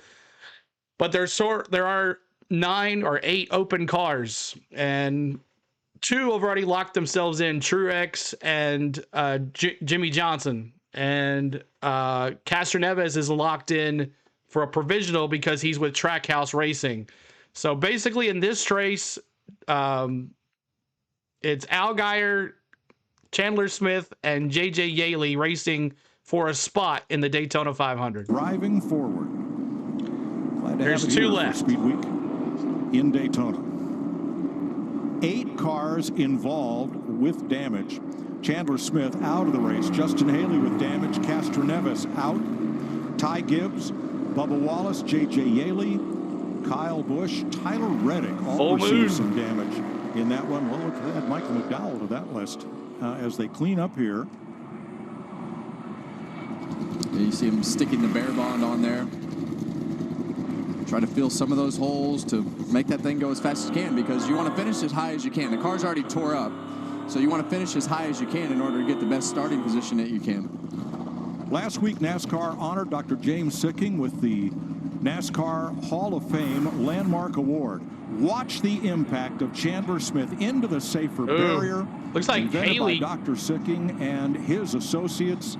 And you'll see how that steel barrier backed by foam collapses and mitigates Looks like Haley spun the him. impact transmitted to that race car and to the driver.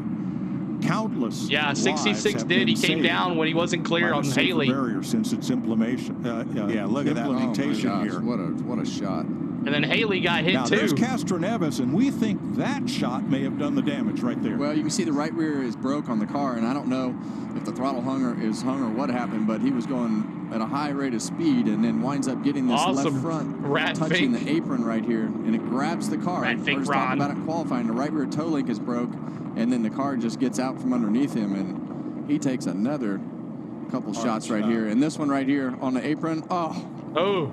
Gosh, Clint, I can't even explain that to you car's how bad jacked that up, hurt. y'all. That goes all the way up your spine, and it feels like a jackhammer. Yeah, that's 3 in a row. Boom, boom, boom. Well, this may be the strangest start to a dual race I have ever seen at Daytona. But we're going to take the restart green. So with 19 Chase laps Elliott complete and of Josh 60. Berry up front. Austin Dillon and Ross Chastain, Allmendinger and Byron. Wallace, McDowell, Reddick, and Truex. Here we go. The top 10. Here we go. Truex, the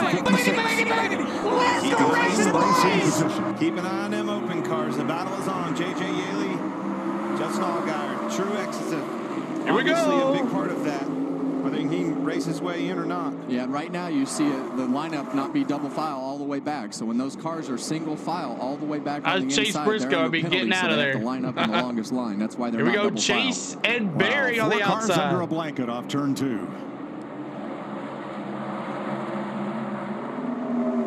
Through all this melee, here's Chastain. He was That's in the what back, happens when you all don't the way to the practice.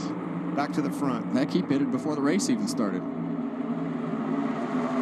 Both of those cars, Ross Chastain and Chase Elliott, were on pit road when we rolled off for the pace laps.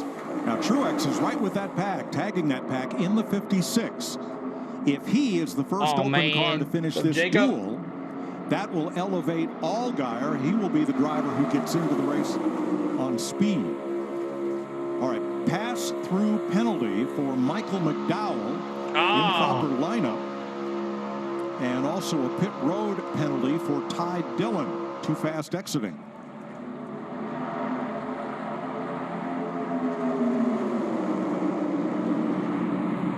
Now you see that outside line starting to line up with more cars, and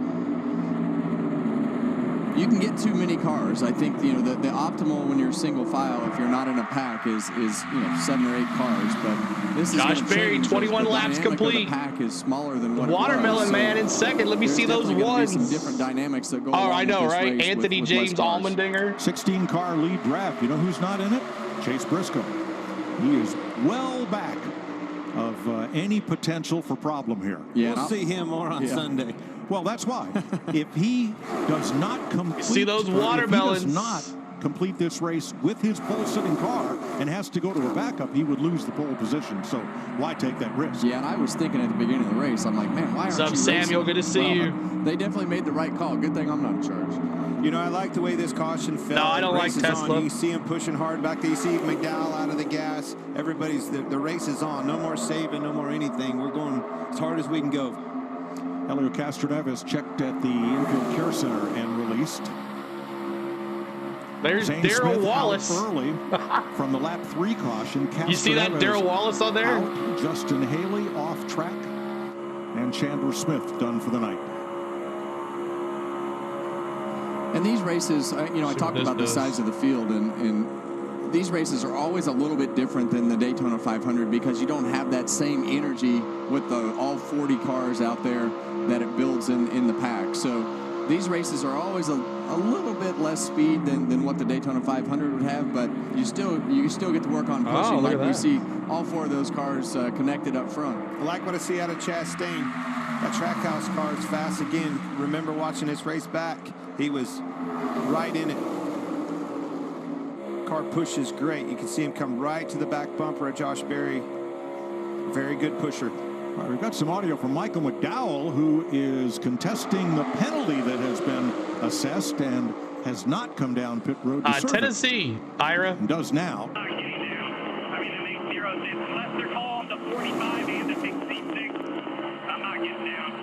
Josh Berry pulling out.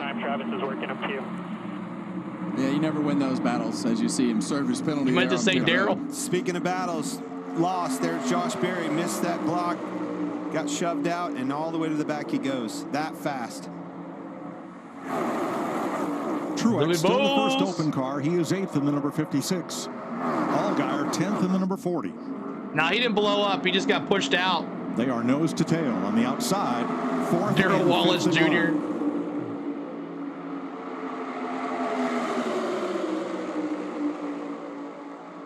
Oh, a lot of breathe. That was. Looks like a side window. Like a side window. Side window. Exactly So when side window came out, still out there. They're going to have to find it, throw a caution because you don't want them to hit it again. Let's check with Jamie at the Advent Health Center. Thanks, Mike. Well, it looks like 30 laps is all Helio Castroneves is going to get for practice. They're going to call a caution because of that window net. And what exactly happened that led to that impact with the wall? Yeah, no, basically I was really taking it easy on the high side and trying to understand. I lost my leader guy, which was Ross Chastain right on the beginning of the race. And but then it's just taking it easy, understanding how to approach the throttle, not trying Most to be of us know his real name, Bubba Byron. And, not to brake too hard. It's kind of like interesting. It was a lot of fun. I was having a great time. I escaped, you know, from the first accident right there because everything when you were running on top, everything goes high, right? So unfortunately, the second one, I don't know who it was, just hit me. So I hit really hard and broke the toe link, and I should have bring it down on the warm-up lane. I was a little bit fast, and the second hit was a little bit tough, but. I was having a good time. So, but the good news is, hopefully the guy's gonna be able to fix the car. And but I learned so much: how to save fuel, how to so small details that people. He's trying to abandon the Bubba name. That's the first time I've ever seen it named Bubba on there or Daryl on there. I love it. You know, yeah. Unfortunately, we're gonna have to take 44 off the track. The provisional. That's not what we wanted, but we will. And in the end, we have more to learn. All right, Elio Castroneves off the track. 41st on Sunday. Thanks, Jamie. We're under the third caution of the day. This one for debris, we believe, off Ty Gibbs' car. We will check that when we come back. All right. Thank you guys for hanging out tonight. We're at 533 likes. We'll see if we can get to 600. We appreciate you guys for being here with us. And thank you so much for hanging out. Sorry about the screen kind of looks crappy, but we're doing with what we were given, and we'll work on it and make it look better for you guys and try to figure out what we can do to make it look bigger. So you guys can see the cautions, the lead changes, and all that good stuff. So they got rid of our raw feed and changed it. I don't like it, but we'll get used to it. We'll get used to it. But coming up tomorrow, we have NASCAR practice at 4:30 Central, and then the truck race on Friday night from Florida, from Fresh or something like that, 250. And then on Saturday, we have NASCAR Xfinity Series qualifying. Then we have the Tennessee Vanderbilt game, the basketball game, and then right after that, we're going to have NASCAR Cup practice, and then the Xfinity race. So all of that is on our channel. We're going to be bringing you the best coverage for Speed Weeks here on our channel, doing it the way you're supposed to do it and not the way most others do it. So thank you, Deer Slayer. Thank you so much for subbing as well. Appreciate you. If you want to become a member, 99 cents gets you access to the emojis that change during the races. And here they are. These are the ones that are available tonight. They could change tomorrow. They will change each series with trucks, Xfinity, and all those. Bronny says, I see your issue with the names. You're in the raw feed. The actual race leader has the actual names. Raw feed is showing the weird names like Darrell Wallace. I kind of like this, though. I kind of like it set up this way. So if we can make it look better, I'll deal with them calling him Darrell Wallace. But awesome to see those Speed Weeks done the right way, Mark says. So thank you guys for the ones that are hanging with us tonight. We appreciate you. And waiting on a commercial break here, as we're at lap 26 under caution for, we did do our cautions. Oh man, make sure we do the cautions next duel. Make sure we do the cautions next duel. All right, remind me to do that. We didn't do the caution count. It's better if Bubba retires. Hit that like. That's right, Regine. Hit that like for us. Day was good. Ryan, how was your day? It was work. That's what it was. But we appreciate you guys hanging with us here tonight. And I guess this is the up positions. This is the positions that they're missing, I guess. Let's see here.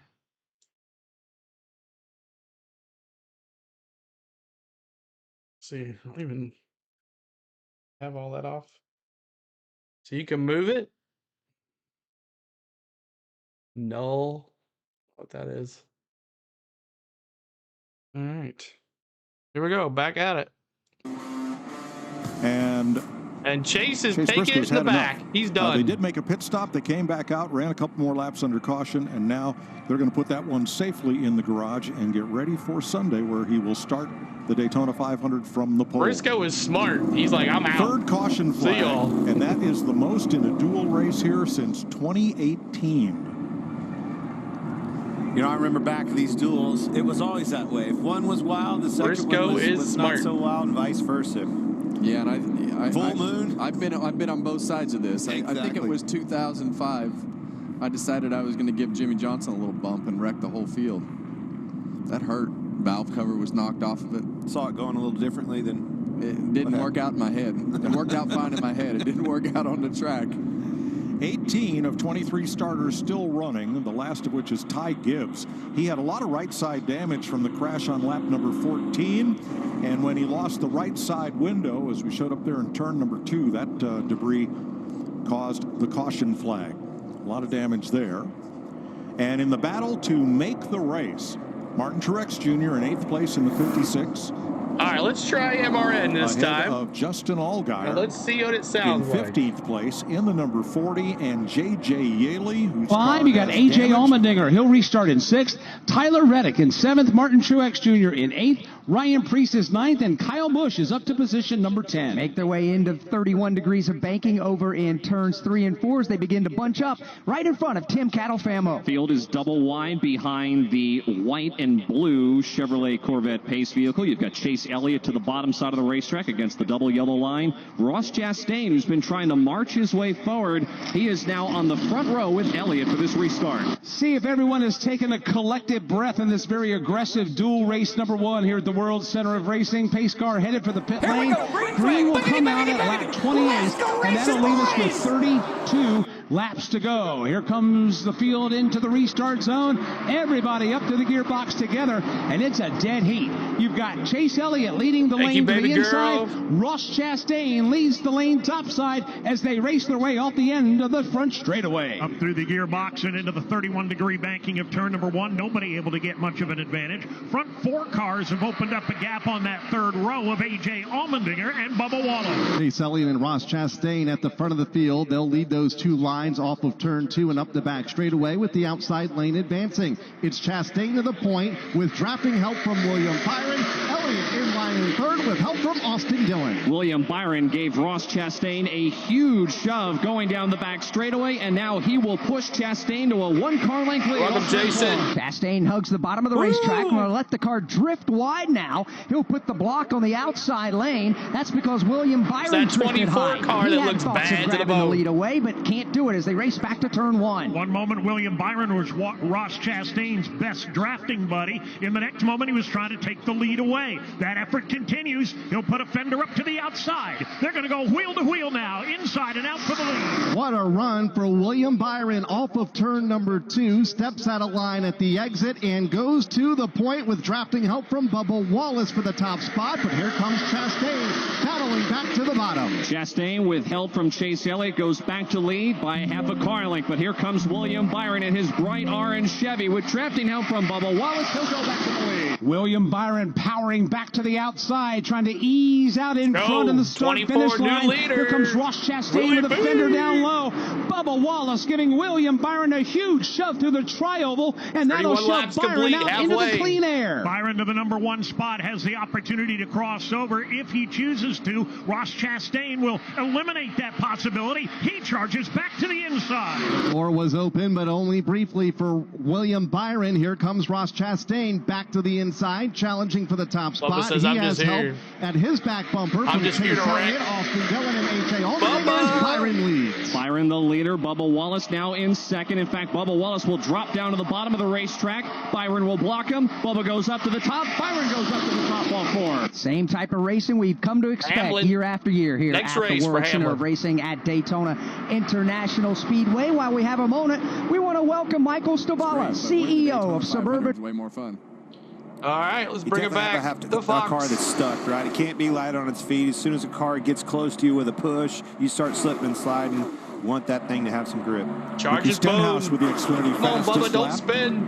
46.41 seconds.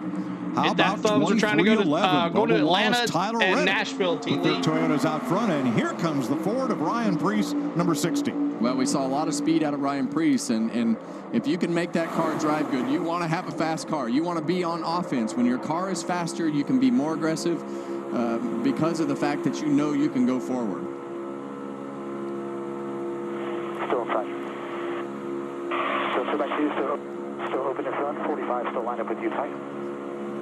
And you see that bottom lane get connected out of the tri-oval into the corner. And Ross Chastain, what's up, Steven? really pushing well. And he timed that better. You don't want to be right on their bumper, especially right now through the tri-oval. But Ross is doing a really good job because he's getting to the back bumper of William Byron just as they come up off the corner. And when you can do that, you can push all the way down the straightaway. When you're not doing that right is when you get halfway down the straightaway to getting connected to the bumper. Ross did a really good job off of turn 2 right there and was able to get connected to William Byron as soon as that banking flattened out. Those 5 cars are out. Great racing so far. They've mixed them up, right? McDaniel, He's got Zane 3 Chevys Smith on that outside, but Priest moving up and breaking up those 2311 cars on that outside. Priest's car is extremely fast. Mind you, he started back in the trunk. Watermelon Man, now Byron back out front. Let's not forget the fact that we talked about how many Chevrolets are in this race, and but we heard before the race, we heard Joey Logano still really confident in the speed with the Fords. And one thing that the Ford can do that the Chevrolets can do it better, they can push really good because of how flat their nose is. I think they've all worked on that and fixed it. I mean, even the Toyotas. Side by side. We always come down here in them Fords. You know, Kevin, you and I as teammates, we could push so hard and aggressive. They've all made some adjustments to get better on these super speedways, and it's showing. Wallace had come right down on Byron in the corner. You couldn't put a piece of paper between those 2 cars, trying to keep the 24 down against that double yellow line, below which is no man's land.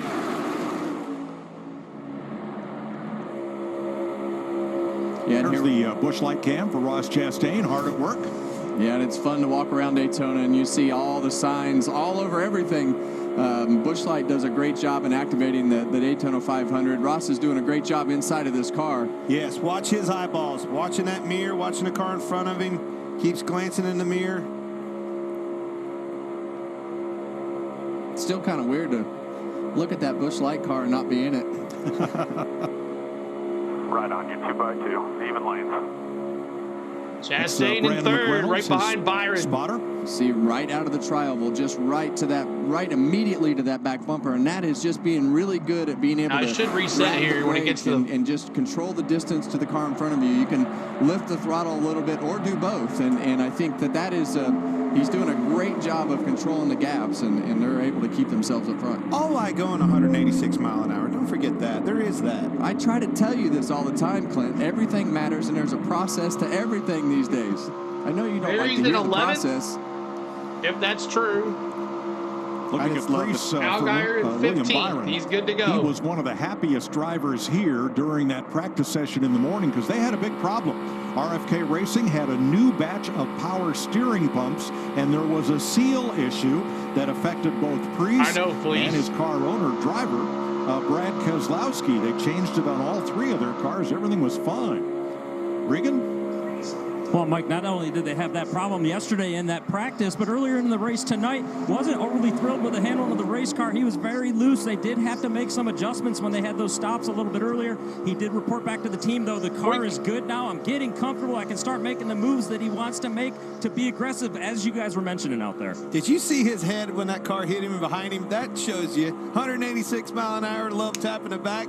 There you go. Thank you, buddy. Well, if you're not sitting in a bar and you got the volume up at home, you could hear the RPM of that car boost up as well when he got that shot from behind. No feeling like that, is there? No, and that's what we talked about in the pre-race. And I talk about being aggressive and having to push and having to learn. These guys are all getting comfortable, and the more comfortable they get to keep those gaps close in front of them, you have to be aggressive in this car in order to keep your line moving. There is no riding anymore.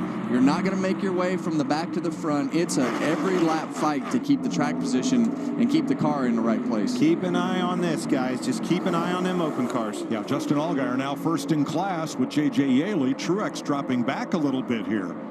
The 40 is Allgaier, the Xfinity champ. Yaley right on his bumper, keeping close tabs. One of them will make the 500. Well, you hear him lifting. Big time. Yeah, that was a big lift. And those, yeah, you That's see why. Josh Berry out of the line there. Something stacked him up there. Oh boy. Do you have a sixth sense? Do you just sometimes just feel I don't need to be here right now. Well, you do, but we were talking about Allgaier and Yaley racing for their lives to get into this Daytona 500. They don't have that option. Well, and really you don't have that option in this car anymore, because when you get shoved out of line, it'll take you laps. I mean, in this race, you might be able to make it back to the front. But if that were the Daytona 500 and you go all the way to the back, your whole day is screwed up. So you have to take that sense and sometimes override it and take more chances to keep yourself in the pack in a position where you're not comfortable in order to keep your track position and keep yourself up front.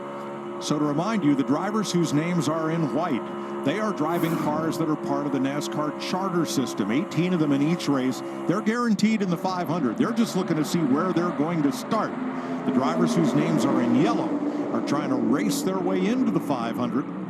And you see Ryan Preece is wound up in the middle. He's going to go all the way to the back of this pack. They got some debris again. Yeah. Yeah, that Ryan Preece, that lone wolf up there with those two Chevrolets behind him, they finally got him spit out.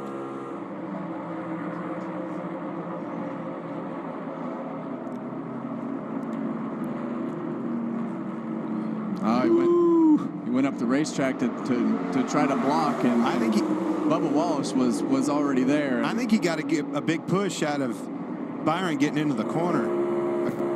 Well, and he ended up in what Darrell Waltrip calls the sucker hole right there, and everybody goes streaming by you on both sides. Yeah, I think he thought he was going to block that line a little bit and wound up just a little bit too late, and luckily Bubba Wallace had somewhere else to go and didn't get turned around. That was close. So Preece back to 14th. William Trying Byron something new here.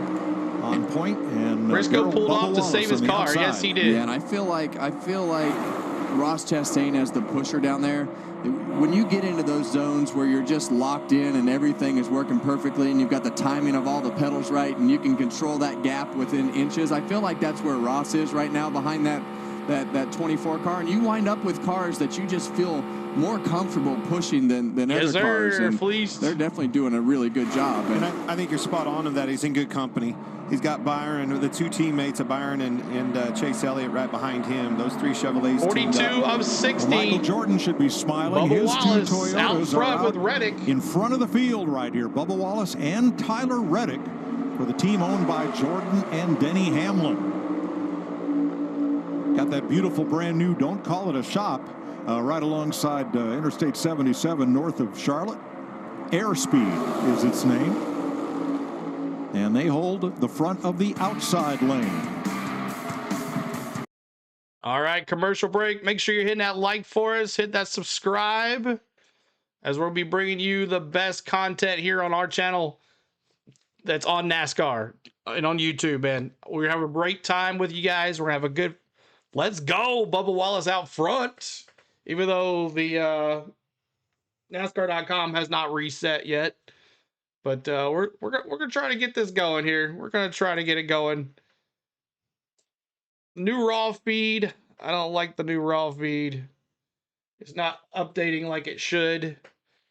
But we got the laps here on top there, and listen to the FS1 broadcast. Plus, we're gonna bring in some MRN as well. But I'm trying to get to 600 likes. 600 likes. Help us get there. 600 likes. We had 800 last night, and we're only halfway. Stream the race. We can't, Michael. I can't show you the race. I'm sorry. The others might be getting away with it, but I can't. I'm not about to try. We never have in our history. We won't now. Bubba Wallace emoji. We don't have a 23. No, we don't. But we do have a redeem. Bubba. Redeem Bubba. Redeem Bubba. Can you show the 500? We cannot. It's not, we are not going to show the broadcast. If we show anything, it'll be cameras and we'll get permission to do it. It looks like a caution. No, we're under TV commercial break, so we're not sure what happened. What if Yaley and Allgaier wrecked?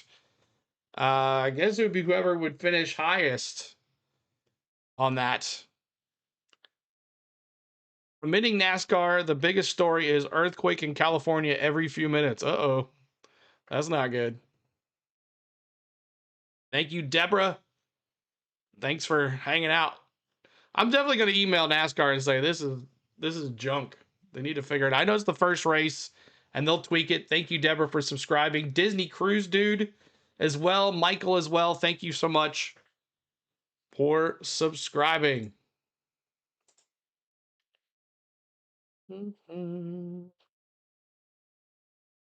All right. Prime time Big Ten battle. We're under caution for debris in the back straightaway here at Daytona. 43 complete of 60 laps in the first of the 2 dual races to set the Daytona 500 field. Thank you guys so much for the subs. We're almost at 28,600. And so is Josh Berry. Tires for Truex's Toyota. And Carson Hocevar gets a splash. He comes back out, and Josh Berry's getting tires as well.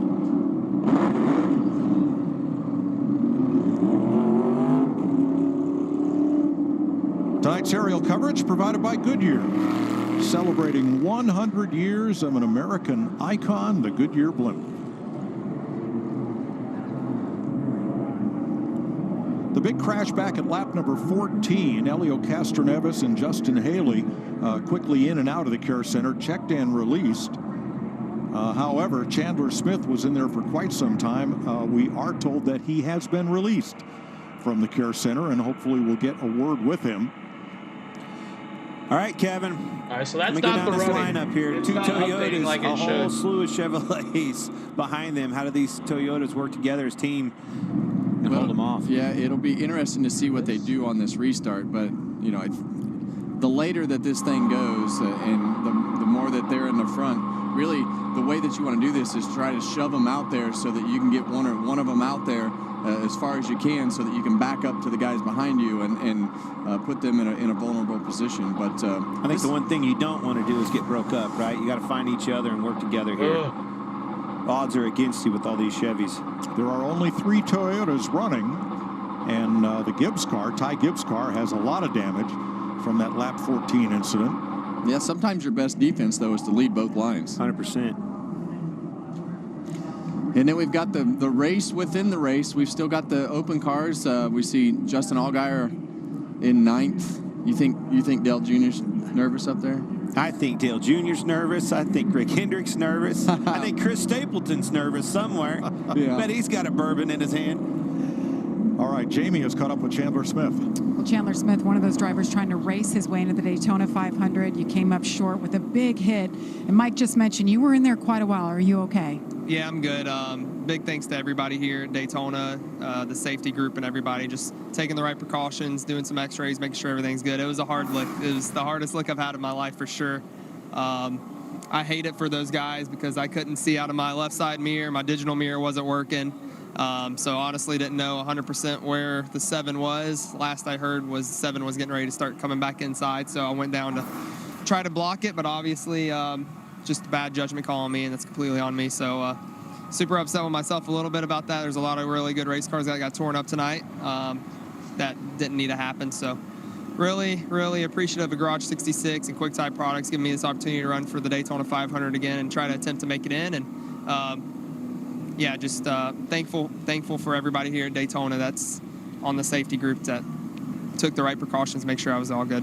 All right, we'll see Chandler Smith tomorrow night in the Craftsman Truck Series. Right, he'll be there for the full season. The 22-year-old from Talking Rock, Georgia, was trying to make his first Daytona 500. Here's William Byron and company. Holy, this thing's a handful, but all good. I think the little bit sketchy, like just that transition just let me go a little sooner, but everything else was fine. The way he was pushing everything, try to keep it straight.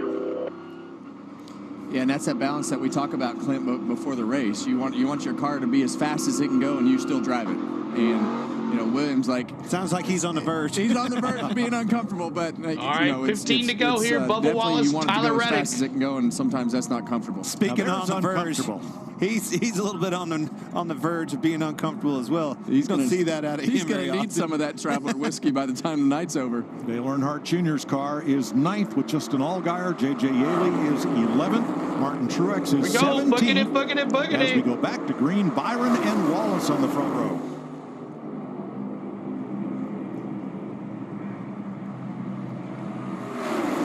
Turn 1. Chevrolet's inside, Toyota's outside. Well, there's the answer to our question, Clint. The Toyota stayed together so that Tyler Reddick could push Bubba Wallace, and looks just like the race did before we went to the caution. Dylan Byron side by side behind the trying to take the lead. Chastain pushing them. Bumpers lined up. So important to not get offset, get on that left rear, turn these cars around, especially that 24. You heard William Byron talking about it.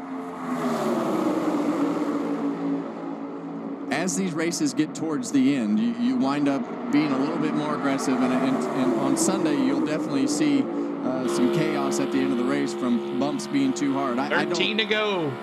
I don't anticipate that being a lot different tonight. They put a checkered flag out there and a trophy. These guys are going to continue to be aggressive, and we continue to see the aggressive pushes from Ross Chastain and Tyler Reddick in that second row, and it's only going to get harder.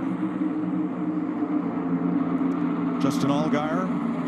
Wallace is going to make a bad block now as Kyle and wreck the field. In the number 8. I tell you what, Ty Dillon's doing a whale of a job. You see him right there, third car on that outside, and a 10 Darrell car. Wallace Staying out right there front. with it. Now, we tend to lump him in with the RCR cars because, after all, he is a Childress. Richard is his grandfather. But he drives for Kaulig Racing, located on the Richard Childress Racing campus in Welcome, North Carolina. But Matt Kaulig's operation is a separate entity from RCR.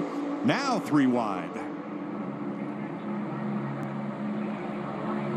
I still haven't given up on Priest. He's the lone wolf forward out there, but that car is extremely fast. I saw it last night, and I've seen it again tonight. He's been from the front to the back to the front before, and I think he can do it again. Oh, and the 3 racing cars were 3 abreast there for a second. Comes Ty Dillon to the inside of Reddick. Look at Ty Dillon Byron, doing can Ty Dillon things. Comes his help. Yeah, and I'm sure that Ty Dillon thought that Chase Elliott would probably go with him right there, being another Chevrolet. Obviously, Chase felt like he needed to stay in that top line to keep himself in the position that he thought he needed to be to win. Austin Dillon got kicked back to 10th and all that. And you see a third line starting to form back up with Josh Berry on the outside. That's going to be tough to do. And Allgaier is back there with him. He's got work to do now to make the 500. Yeah, he is. Lost ground on Yaley. Ooh. See the 24 get in the back of the 10 car right there, and the 10 car kind of jerk around. I heard William Byron saying that his car was sketchy with the help of Chastain behind him. He was in the lead. It's probably going to be amplified even more with Ty Dillon, a car in front of him. Well, and Ross Chastain's still going to be really aggressive, and now William Byron's having to learn everything that Ross Chastain already knows because he hasn't pushed the whole race. Well, my point was it takes even more air off your car. Should be a bigger, more of a handful, excuse me. So the outside lane, Toyota, Chevy, Ford. The inside lane, all Chevrolets. Back to Ty Gibbs, 5th in line on the inside. Larry? Yeah, it's interesting. William Byron in the 24, Ross Chastain in the 1 there, 2nd, 3rd on the inside line. William Byron is using the brake when he gets up on Ty Dillon in that 10. Ross Chastain never touches the brake. He just eases out of the throttle just a little bit. So 2 different techniques being used by Byron and Chastain. And it's on for the transfer spot. Truex, Allgaier, Yaley are all right together. Oh, my gosh. Trying to race in. Allgaier on the bottom, no help. You see him back there on both sides. And that guy he's racing, J.J. Yaley's on the outside of Stenhouse. He's in the middle. They're trying to get up there. No help behind them. Yeah, and I look at that move, and Justin Allgaier just learned right there, okay, we don't need to be by ourselves 3 wide on the bottom. Like pulling a parachute. It's just not like in an Xfinity car. So he's learning this next-gen car and everything that comes with Cup racing on the fly right here. So this is a lot harder to make ground and make yourself bombs this year, Potter says. Just proves that these cars can be tore up like Ty Gibbs right there. You see it, but if you have cars in front of you, if you get in that draft with these cars, you can kind of hold your own. It's badly damaged as it is. That outside lane is much more form. It's got a few more cars in it. The bottom keeps coming and going back and forth, so it'll be interesting to see if that organization on the top can maintain its speed. Truex has the transfer spot right now. Now, his qualifying speed would get him into the 500, but he'll move up based on that position. And if he is there at the checkered flag, that would advance Allgaier on speed. But we still have 8 laps to figure this all out. Just look at the connection of those cars, the connectivity on the outside line versus the bottom. That chain is broke up on the bottom. You got to keep those cars tight. Keep the momentum on your side. But those, even though so that bottom lane is gets broke the up, highest those guys point. are able The 40 to gets manage in. to keep up. And you see the 40 has to get above Yaley, Yaley, though, right? Right next to Yaley. 7 different leaders. Come on, Allgaier. Last year in both dual races, the winner led only the final lap. Yeah, and just like the bottom move right there, you're just not going to make anything happen by yourself. Going over 700 likes. Thank you, guys. No, but the nerves are getting to you now. The laps are winding down, 7 to go. Still got to be patient. I understand. I can also understand his point, man. We have to make something happen. He's wanting around Stenhouse and not outside. But that's the hardest thing to learn about this style of cup racing. You're not going to make anything happen, right? Like, you're just going to have to go with the bottom line, put yourself in a position to have that line shuffle. And when all hell breaks loose here at the end of this race, when everybody goes everywhere, you need to be able to capitalize on that by being in the pack. Every position you gain moves you a full row forward in Sunday's starting lineup, and within the top 10, gets you another championship point. Saw another shot. Chastain approached that 24 bumper. He started wiggling a lot, just like he's saying. You can see the car loose. Yaley in the transfer spot now, 12th. Ty Dillon on the inside, back in the Cup Series full-time this year with Kaulig. William Byron, last year's 500 win. Whoa, you got a little squirrely there. Dillon did out front. Ty Dillon out front. Whoa, William Byron got up the racetrack. Almost Ty caught Dillon out front. Wallace right there. That was so close. Well, and this is Williams having trouble holding on to this car. And it gets 6 to go, right and Ty Dillon. You get backed up from that lead car after it gets pushed out. It stacks everybody else behind you, and then it puts you in a worse spot. Here's another look. Oh, well, that's the that sub. Hit that like for us. They got off into the corner. Ooh, Bubba almost lost it right there. 4.5 laps to go.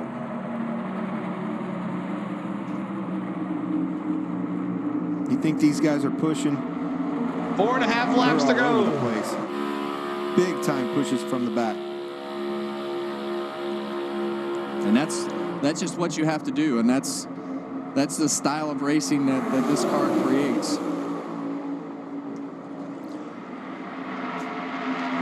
Pitch battle up front, and the 44, Wallace at the line, J.J. side by side. is there in 12th. He raced his way in back in 2011, but Alex, failed to make the 500 last year. Here's William Byron. I might be blowing up. I got a sign on the dash. I don't know. Yeah, just keep going, bud. We'll know when you know. I know it sucks. Well, that engine's got to make it 10 more miles.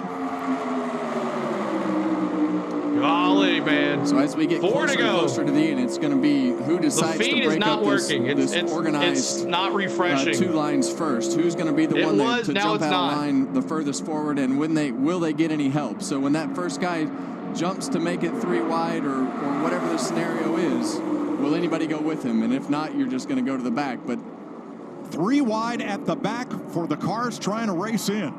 Allgaier top, Yaley middle, or Yaley on the bottom, Truex in the middle as they fight to make the 500. CeeLo ain't even talking. Meanwhile, up we're at gonna go. Let's go to MRN. Pushes ahead.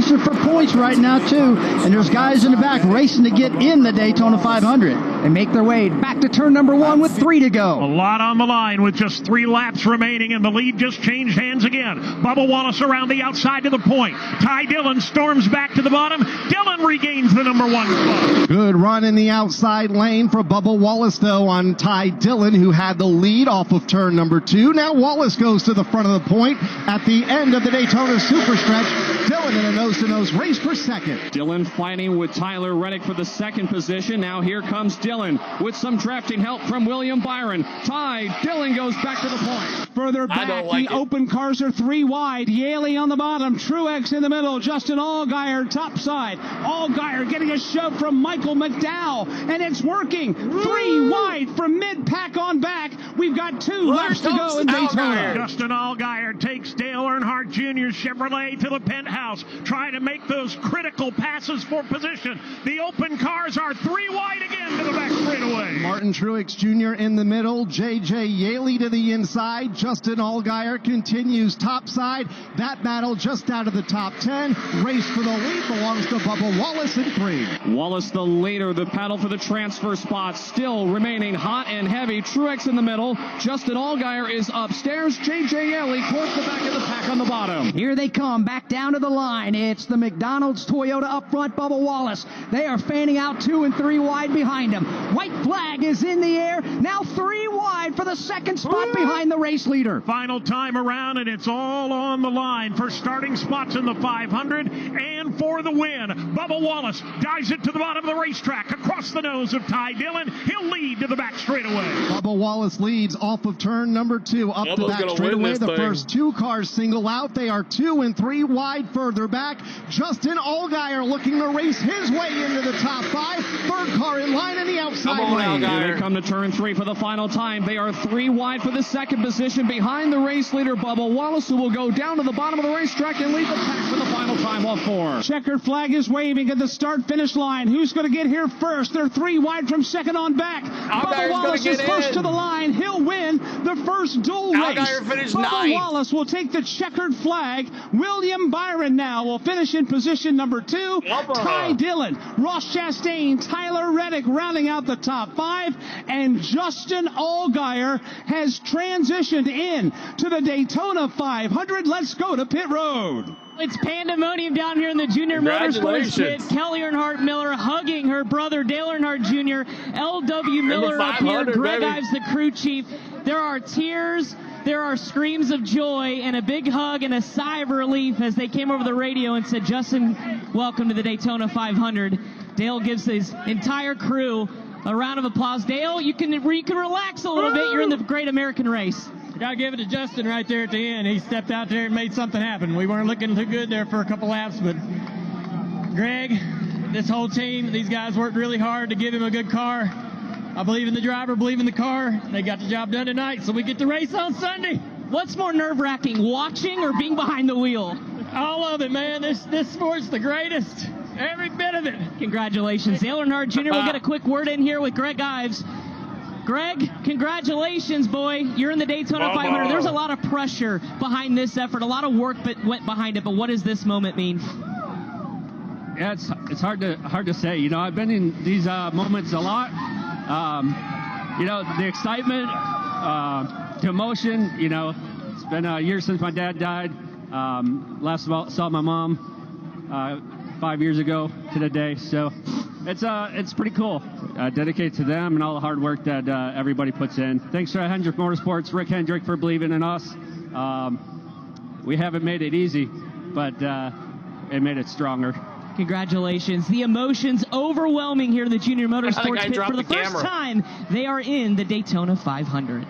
Now here's a look at the top 10 and who will score points, presented by Sunoco. From fueling your favorite NASCAR teams to filling up at the pump, Sunoco is trusted to help vehicles perform at their peak. Sunoco, performance is what we do. Bubba Wallace wins race 1. William Byron was second.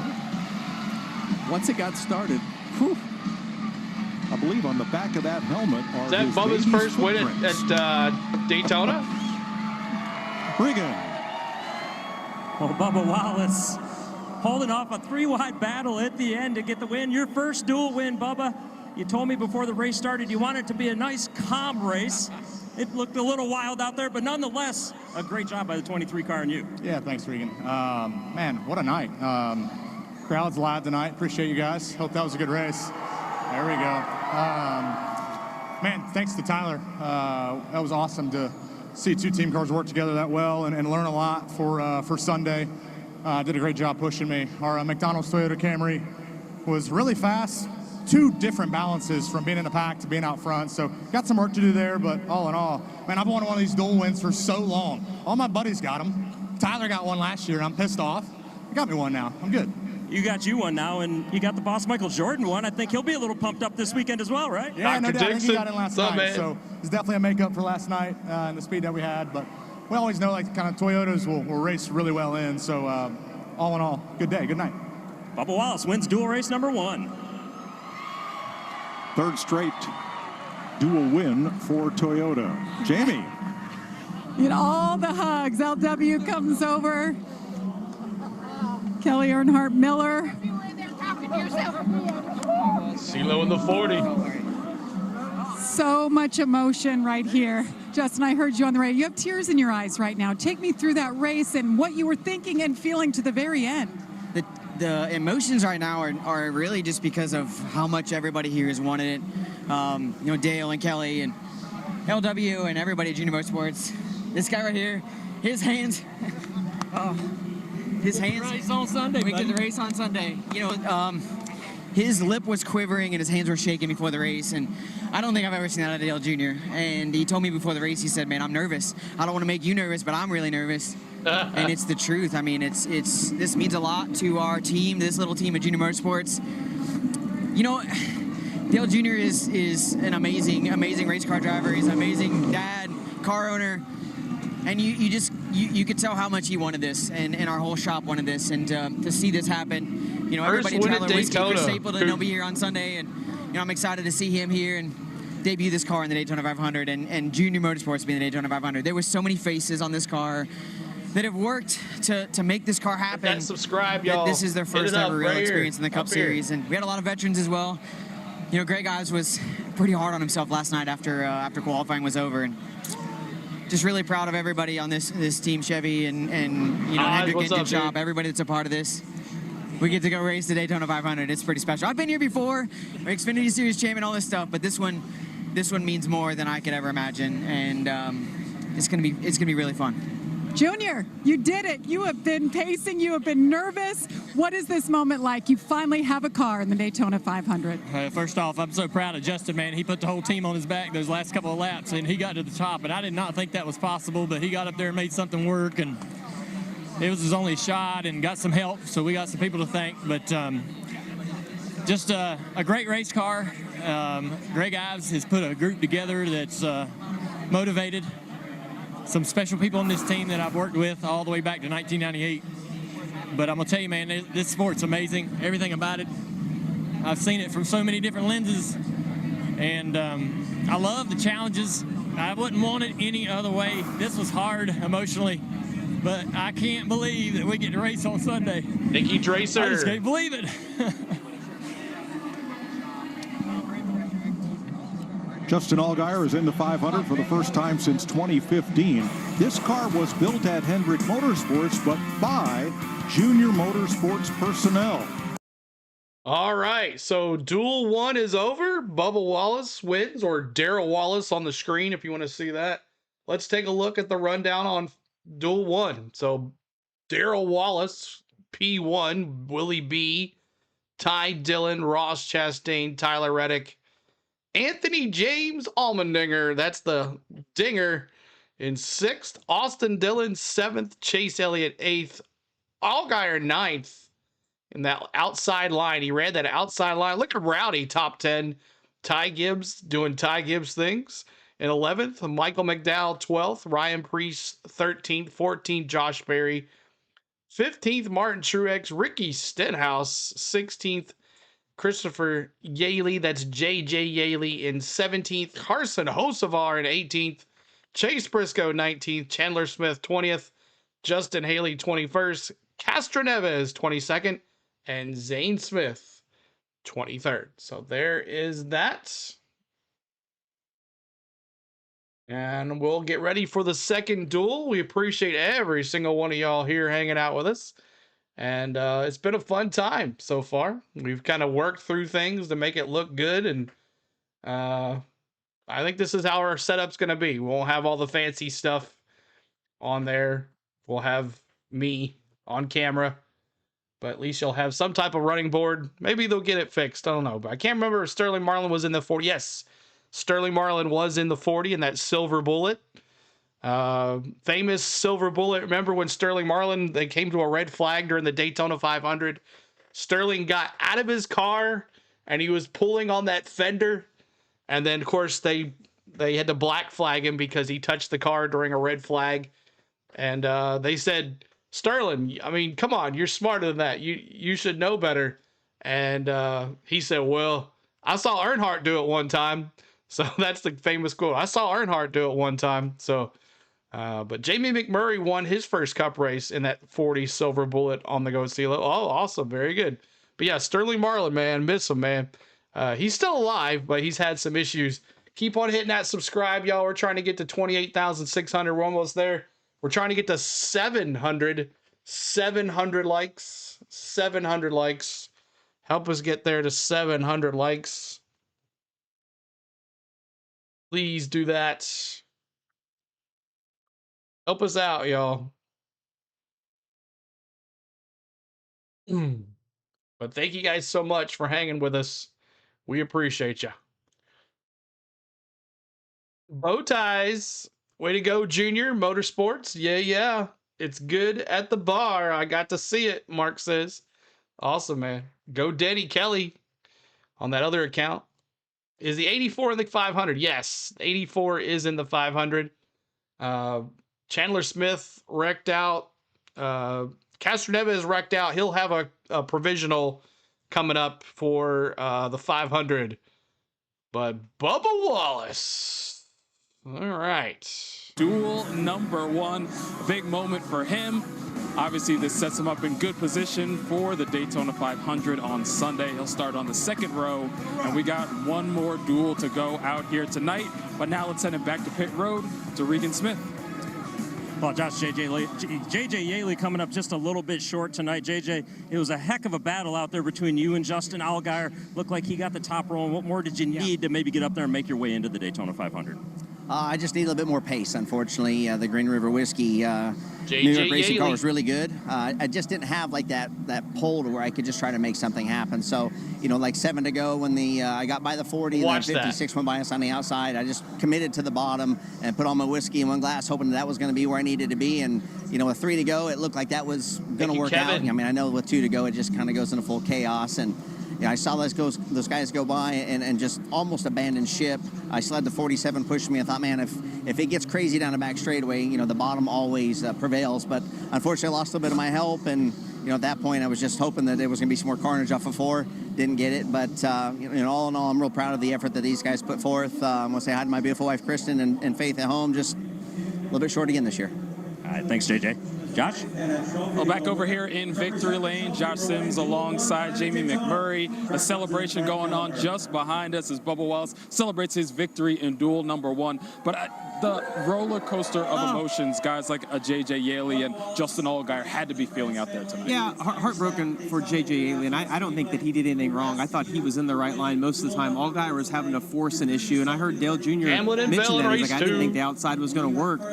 Fortunately for him, at the end of the race, it got a little bit chaotic. That top lane got a few guys in it. A.J. Allmendinger pulled up, and it worked. But like every year in the duels, you don't know until it's over, and it was pretty cool to see Dale Jr. almost get a little emotional about being excited being in the Daytona 500. Yeah, what a moment for them. So let's relive it all. Let's check out the highlight from duel number 1. And we were looking to learn a lot, not just us, but the drivers. And drivers were learning they had some issues right off the bat, whether it was Chase Elliott or Ryan Preece, Ross Chastain. The Yoders showed up. That would be some nerves going on there, Jamie. Oh, crazy that we sat here all day and those guys had those issues right before the end. Zane Smith cuts a tire down. I just passed. All right, so we'll let them talk a little bit. We'll talk right here. Thank you guys so much for being here. I'm not sure if they'll reset the second one here. I guess they will. Not sure. Eventually they'll reset duel number 2. I don't know if you'll have to refresh or what, but thank you guys for hanging with us tonight. Over 700 likes. AKA Carolina Man, way to go. Team out of the Queen City, Charlotte, North Carolina. So what's the deal on the second race? Do they invert the field, or is it the whole another batch? Yeah, it's a whole nother batch of cars.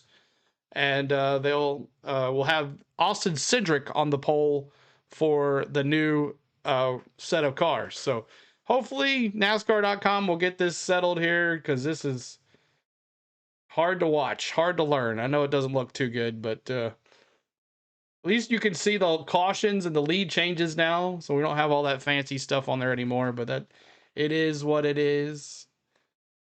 So that's how it's gonna be, y'all.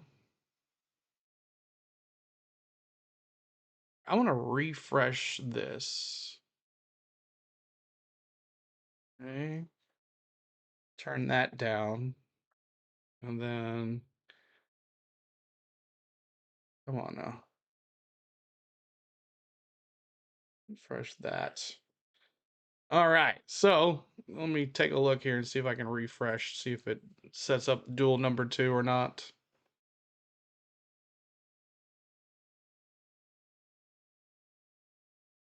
They have really screwed this website up. It's pitiful. Let's see if they got get access to this feature by becoming a fan rewards member. I'm already a fan rewards member already. Yeah, I think they bit off too much than they can chew on this website thing. I think they really wanted to make it look good, and they should have done this. They should have done this at the Clash, and then they could have made adjustments from there. That's my opinion, but thank you guys for tuning in. We're just hanging out here. I'm refreshing my YouTube TV. We'll get it back on here in just a second. Duel 2 is the set of the evening. Right lane starting spots, exactly. Duel at Daytona. They got rid of the blue-green sponsorship as well. Got rid of the blue-green sponsorship. And we're one sub away from 28,600. Help us with that. And try to get to 800 likes. Hamlin gonna test his car in traffic and see how well he can work with manufacturers. We'll see how he can do. My boy Denny. Duel number 2 coming at you. It's LaJoy versus Alfredo versus McLeod, BJ McLeod. Who makes it in? Is it going to be Corey LaJoy with his Penny's car? Is it going to be Fast Pasta? Or is it going to be BJ McLeod here in this second duel? One of those drivers is going to get it in. And here's Tyler Reddick. Let me see those 45s in the chat. The race and just kind of what you took away from that for Sunday. Yeah, you know, pretty early on, I thought our Nasty Beast was going for a wild ride. Thankfully, I was able to hang on to it. You know, knock some of the rust off when at Bowman Gray last week. So, yeah, I mean, it was, I didn't know what was going to happen there, but it honestly worked out okay with all the cars coming back to pit road that me and Bubba were able to get hooked up pretty early on and work together a lot there. So, gave him a couple too big of a shots at times, but it's a great learning tool for us to get ready for the 500. All in all, the main objective was obviously to get one of us victory lane, which we accomplished. I just wish I could have, you know, held on to second there. It kind of got swallowed up on the last lap. Thanks. All right, folks, one duel in Fast the books. Pasta We does are well not here. done. He does. We're getting you set for duel number 2 to help set the rest of the field for the Daytona 500. We'll be right back. All right, duel number 2. Guys, get up and get a bathroom break. Get you another drink.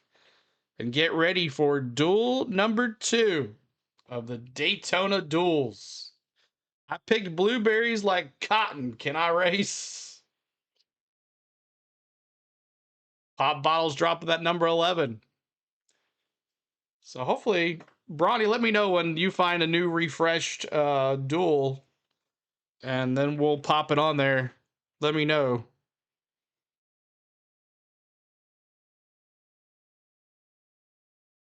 Oh, boy.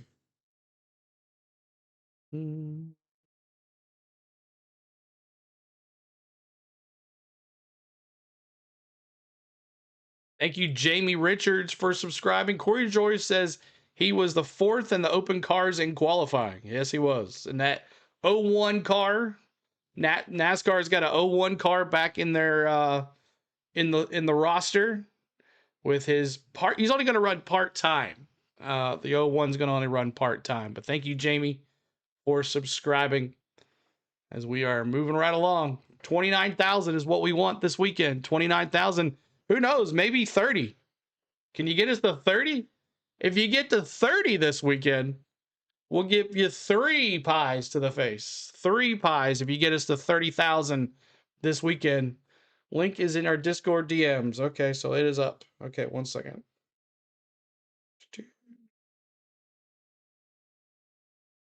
How do you find this stuff, Bronny? All right, 1 second. Not liking my... Get rid of this.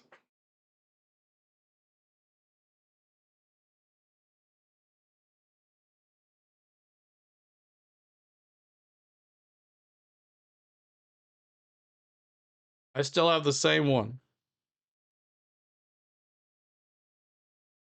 Duel 2. All right.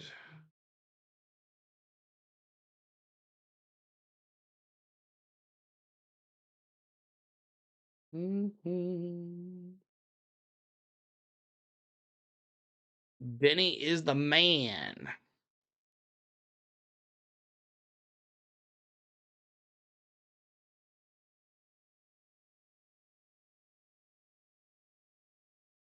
All right, bring back here at Daytona. Never know who you're going to run into when you go to Victory Lane. Well, you're going to run into winners because you're in Victory Lane. Speaking of winners, Bubba Wallace, my man.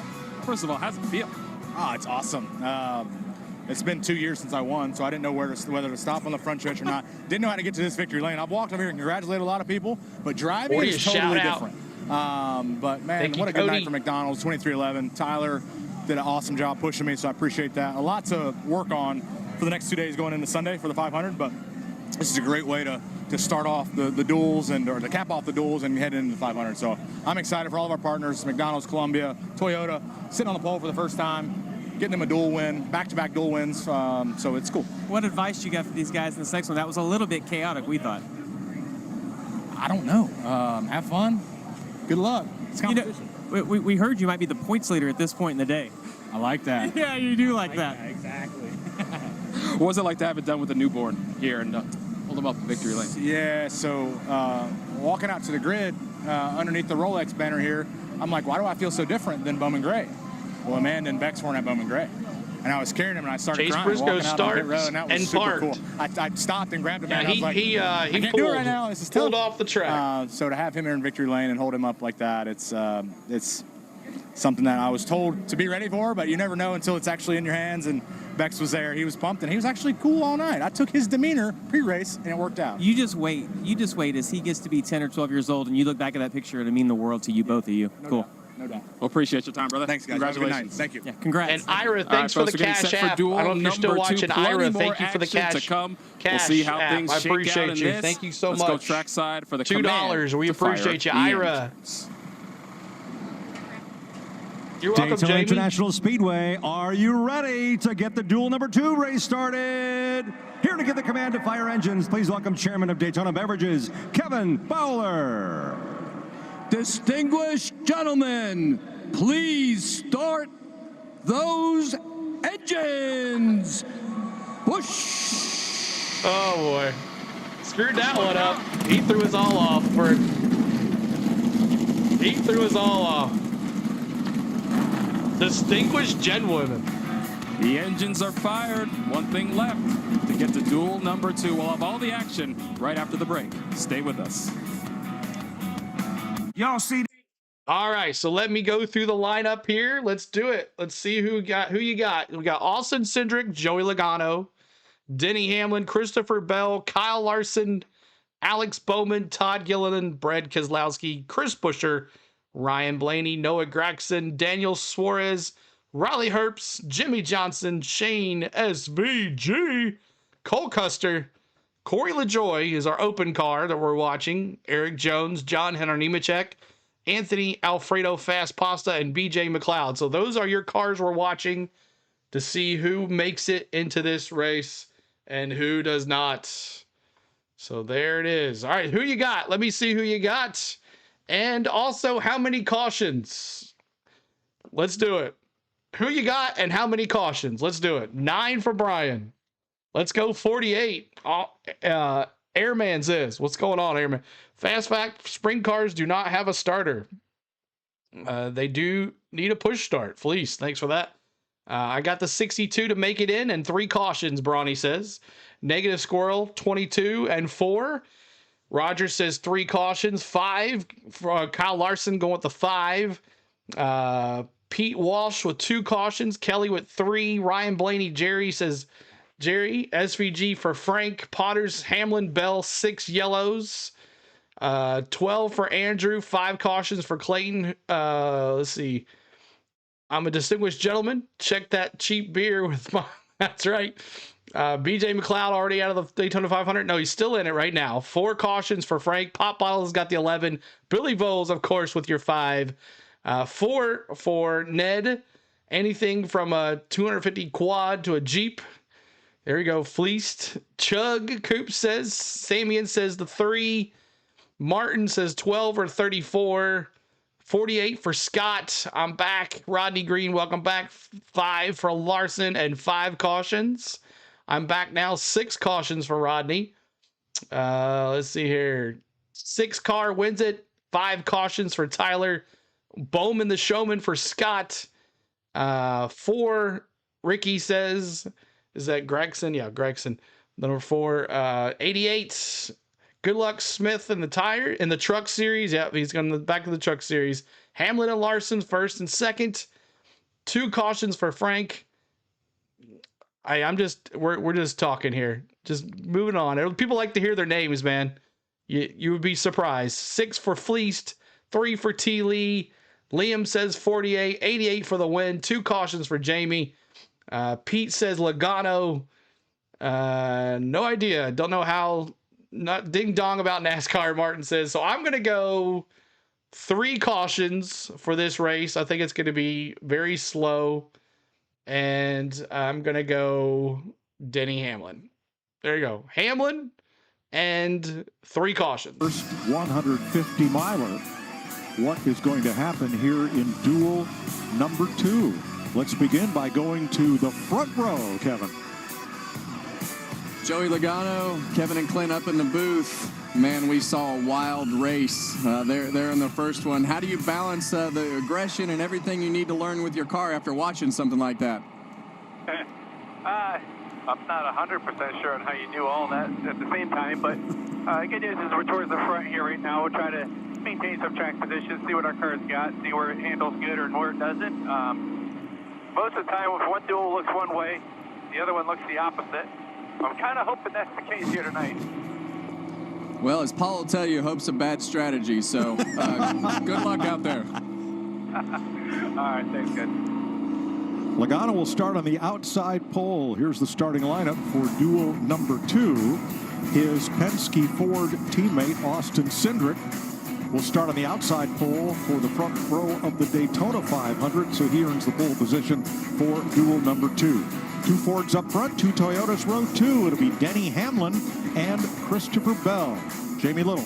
That's right, Denny Hamlin starting 3rd. I just talked to him before he got in his race car, and he said, so far, we're really happy with the speed of our car and the Toyotas in general. He said, our focus has been to get better on qualifying at all tracks. They did that last night. As far as this race, this dual race, he said there's some boxes he wants to check.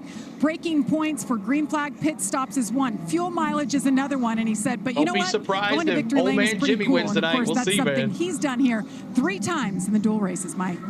Thanks, Jamie. Now Bell will have to go to the rear for unapproved adjustments. Row 3, a pair of Hendrick Chevys, Kyle Larson and Alex Bowman. Row number 4, a pair of Fords for Todd Gilliland and Brad Keselowski. Row number 5, Chris Buescher and Ryan Blaney in Fords. Here's Regan Smith. Well, Mike, Ryan Blaney, always a threat when we come down to Daytona International Speedway. A 2-time runner-up in the 500 and has won a dual race back in 2018. Last year, though, running near the front. A hard, heavy impact into the wall after getting clipped. I asked crew chief Jonathan Hassler what the goal was tonight. He said, we just want to complete this race with the primary car. That would feel like a win. But with all that said, he also told me we have made some changes to the setup compared to what we would normally have here. We're trying something tonight that we think is going to make us better come Sunday for the 500. Thanks, Regan. Row number 6, Noah Gregson in a Ford. Daniel Suarez, a Chevrolet. Then in row number 7, rookie in the Riley 500, Hurts Regine. And 7-time Cup champion Jimmy Johnson. Clint. Well, let's dial up old 7-time, boys. Jimmy Johnson, boring the boys up the booth. You got us? Yeah, guys, how are you? Well, man, after watching that first one, we're pretty busy up here, but I'm sure you feel a lot better being locked into this second one. Got a teammate back there with you. What you plan to get it to the front? Yeah, we definitely want to be smart. You know, we've got a fast race car here. Thankfully, Carvana's come on board. We got Jack on the hood, so we want to be smart here. See how this pit stop goes, and then get the best starting position we can. Well, man, he's got. You Shaq on the hood. Speaking of that, I see it right there. It's time to dunk on him. Make him proud, all right? You know he's watching. You got it, buddy. You guys have fun up there. Row number 8, rookie Shane Van Gisbergen in a Chevrolet with Cole Custer in a Ford. Row number 9, Corey LaJoie trying to race his way into the 500, and Eric Jones in a Toyota. Jones' teammate John Hunter Nemechek in row number 10. Anthony Alfredo in a Chevrolet trying to race his way in. I didn't hear him say that. As is B.J. McLeod from Florida in the number 78 trying to make the 500, and Cody Ware. Cody Ware. In the number 51 Ford. Let's check with our crew chief, Larry McGrath. Mike Anderson, BJ for the upset win. The field was in Chevrolets, but the Fords and the Toyotas, they held their ground. A Toyota, Bubba Wallace ended up winning the race. This duel right here, heavily weighted to the Ford camp. 10 Ford drivers, including all 3 Team Penske drivers. I want to see if those Toyotas and Chevrolets can run with these Fords now. Well, we're about to find out. 22 cars will take the green flag on a night that has cooled slightly, but not much. You know, when that storm came through at 4:15, it took an 89-degree day and plunged it right into the high 70s. We've lost 4 degrees of ambient temperature. I'm going to MRN for the start here. From the start of the night here. The race in cars in this Friday is Valentine's Day, so no, I'm not. Fastest in time trials last night. Corey LaJoie, Anthony Alfredo, and B.J. McLeod. No, it doesn't give any points. We're going to ride I don't think it with, does. Does anybody know that? The Hunt Brothers I don't think it Pizza Cam does. I think it's just a position. From the front row. And Christopher Bell with the Toyota on the cam, mobile including app. a spoiler ready cam to go on the rear of his car. There's a look at it, looking forward. Ryan Blaney will carry our Ford performance cameras, including a front bumper cam on his number 12. First King says he's pretty sure that Jimmy Johnson is the fastest car on the track. And Eric Jones has the Advent Health cameras. They do get points? Okay. On board his number 43. Awesome, pleased. So Christopher Bell has to start this race in the back. Unapproved adjustments, NASCAR said, and that can cover a variety of things. Some can be very mundane, but if that car is not exactly as it was presented to race and something had to be changed, the penalty is slight, which just sends you to the back of the grid.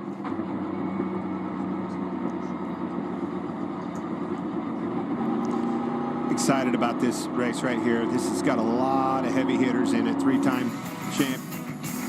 Well, I know you don't like to hear it, Clint, but we're going to talk about the importance of points in these duels. As we look at this graphic right here, you see the difference between Larson and Reddick, and it came down to a whole 1 race, point. The whole race being missed. I know he missed the whole race, but still. This guy missed the whole race. It's still enough points Hamlin apart in this race, and you need to race for every point that you can, because it might get you through a round. It could put you in all kinds of different scenarios with more points. All right, here's Christopher Bell's radio.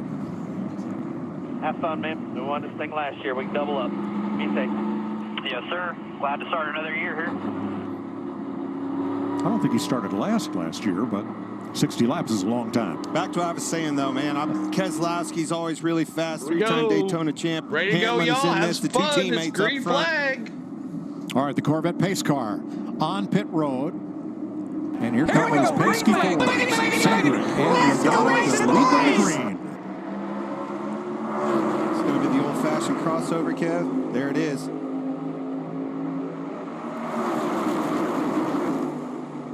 Lap 1. Remember, on lap 3, we're going to honor Dale Sr. Tradition has it. Hopefully there won't be a caution. The first duel race is a big dust-up. The second will be very orderly, at least for a while. Well, if that's the case, I mean, they're going to have to push and shove. Thank you, Ricky, for that info. You're going to have to block just like they did right there. To try to put yourself in front of the cars that are trying to make their way forward. These guys at the front of the field in those two Fords, though, are dangerous when they're together. Joey Logano's side by side. Here we go. So this is going to be an interesting race, and if it does go clean, then we're going to have to start talking about fuel mileage. One thing that's there's a lot of youth in that first duel. There's a lot of experience, a lot of veteran drivers in this one. Can't show the race, Betsy. You know, you look at that first duel, and you look at Zane Smith's cut tire and 3 cars on pit road, and ultimately, you know, the big wreck in the first one came down to a mistake with Chandler Smith kind of turning down over the front of Justin Haley. So, like you say, there's experience, but there's also lap 2 here. On lap 3, we're going to honor Dale Sr. Be ready. And that Get your 3s ready. These guys know when to be aggressive and how to push to the max. 10 Fords, 6 Toyotas, and 6 I picked Chevrolets. Graxton as my dark horse, Robbie. In the second duel. So funny how those roll. All right, on lap 3. Strength in numbers. We talk about it all the Dale time. Sr. Now in Ford's Every favor. lap 3, we honor Dale Sr. Time that race on this got over, channel. it was basically Priest was the only Ford out there. And let me see those 3s. Kyle Larson second on the inside. 3. Last night was the only Hendrick Chevrolet to make the second round of qualifying and qualify in the top 10. Well, I'm very interested to see how Kyle Larson's car handles compared to William Byron. You know, we heard William Byron talk a lot about the handling of his car. In this race, we heard about Ryan Blaney talking about a different setup in his car. So a lot of different agendas. You're still trying to, you know, win a race and do everything that you can, but you're also, this is when you make the best adjustment for your Daytona 500 car, knowing where the speed is, where the handling is. I know we're going to race in the daylight for the Daytona 500, but tonight is going to give you a great indication of where the speed is. Praise and if you think hell, you're a good pusher, praise can Dale. you get pushed? All Let's the go. things that you need to dissect tonight in race conditions. Well, 2 has been the number for Austin Cindric, not just the car number. He is But California. he has finished second in his dual race in every one of the last 3 years here. Literally took it out of my mind. I wanted to give praise. Lap I was 4 watching here. that Austin Logano's Cindric windshield, him continues. pushing Austin Cindric. Well, Denny Won Hamlin this back race and forth. before the Daytona 500. This guy, when we talk about, you know, these types of racetracks, we usually tend to talk about Logano, right? And even Blaney. Cindric is the real deal when it comes to super speedway racing. And the reason that we talk about those guys is because they're good at it. And the reason that Austin Cindric is good at it is because he's learned from them. And he's also he's a really smart kid. So there's a lot of strategy and a lot of talk that goes into being a good super speedway Lap racer. 5 here. And he's definitely Nice become and one of those. Jamie? Well, earlier in that first race, we saw Chase Briscoe, the pole sitter, race up front, then drop to the back, then park it, not to risk anything. So I asked Austin Cindric, hey, you're locked into the front row, so how hard do you push? He said, I'm going to race as long as I can until somebody tells me not to. Of course, there's the risk versus reward, but how awesome would it be if he could win this duel? It'd be the first time, but it's also his crew chief, Brian Wilson's birthday. You guys know I'm pro race. I like the fact that you have to go out there and race as hard as you can, and the best way to learn and get comfortable and know exactly where your car is to go push, shove, be pushed, be in it, do all the things that it takes to be in it. You got to be very good at every piece of that puzzle to win this race. 22-2 pushing each other top should get around on the back. Still one apart in front, one out back. I know Ryan Blaney. I know that voice. That's my old spotter, Tim Fedewa. Spots for Ryan Blaney now. Inside door. Blaney in 12th. Shane Van Gisbergen alongside. Yeah, so immediately in this race, these guys have kind of gone into conservation mode to start worrying about their fuel window. And, you know, that didn't happen. The last race we had, you know, we had the quick caution with the wreck, and then we had that subscribe, y'all, trying to get to 28,700. They were able to race in a Hit that like we're trying to get to 800. Right out of the picture. So until it's out of the picture, you have to play it or you'll never catch up. Very good point. What's up, Jake Jackson? What's going on? Starting off here. 10-4 on Chick Free, man. Do what you feel comfortable with, baby. Jimmy Johnson. On Sunday. Oh, that's Big Earl. Earl Barbin, Jimmy's longtime spotter and #1 cheerleader. Yeah, I know it. 10-4, a little bit free. Just keep on to digging. Nothing phases them. I like it. A lot of wins, a lot of championships between them two. Well, there's a lot of wins and a lot of championships, and it's just a different style of racing. So Jimmy and Earl are are learning about what they need to do in this particular car. According to NASCAR, Larson is the fastest lap times with Cindric in the next. Fastest lap so far. Corey LaJoy. And that he said 0-1, Corey LaJoy. put a decimal point in front of it. That represents a penny, which I think the president said we're going to stop making pennies. Well, not according to LaJoy, because his Stacking Pennies podcast has been a big hit. They do a good job stacking them pennies on the podcast. Have a lot of fun.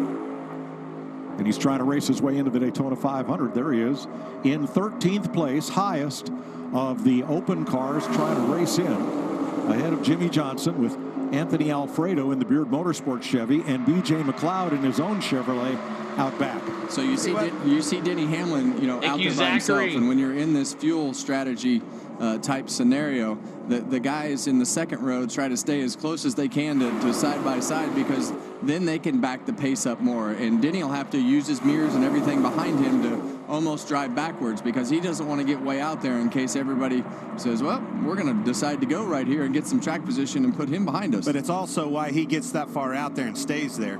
Now, Christopher Bell had to start out back. We checked and learned that the unapproved adjustment was the power steering pump. On Bell's car had to be we see those 20s. Who's the Christopher Bell? Where's Big Wade he's at? Running in 20th place, winner of this race last year. Well, we've heard a lot about the power steering pumps this weekend, so that makes me concerned for Sunday, for the whole field.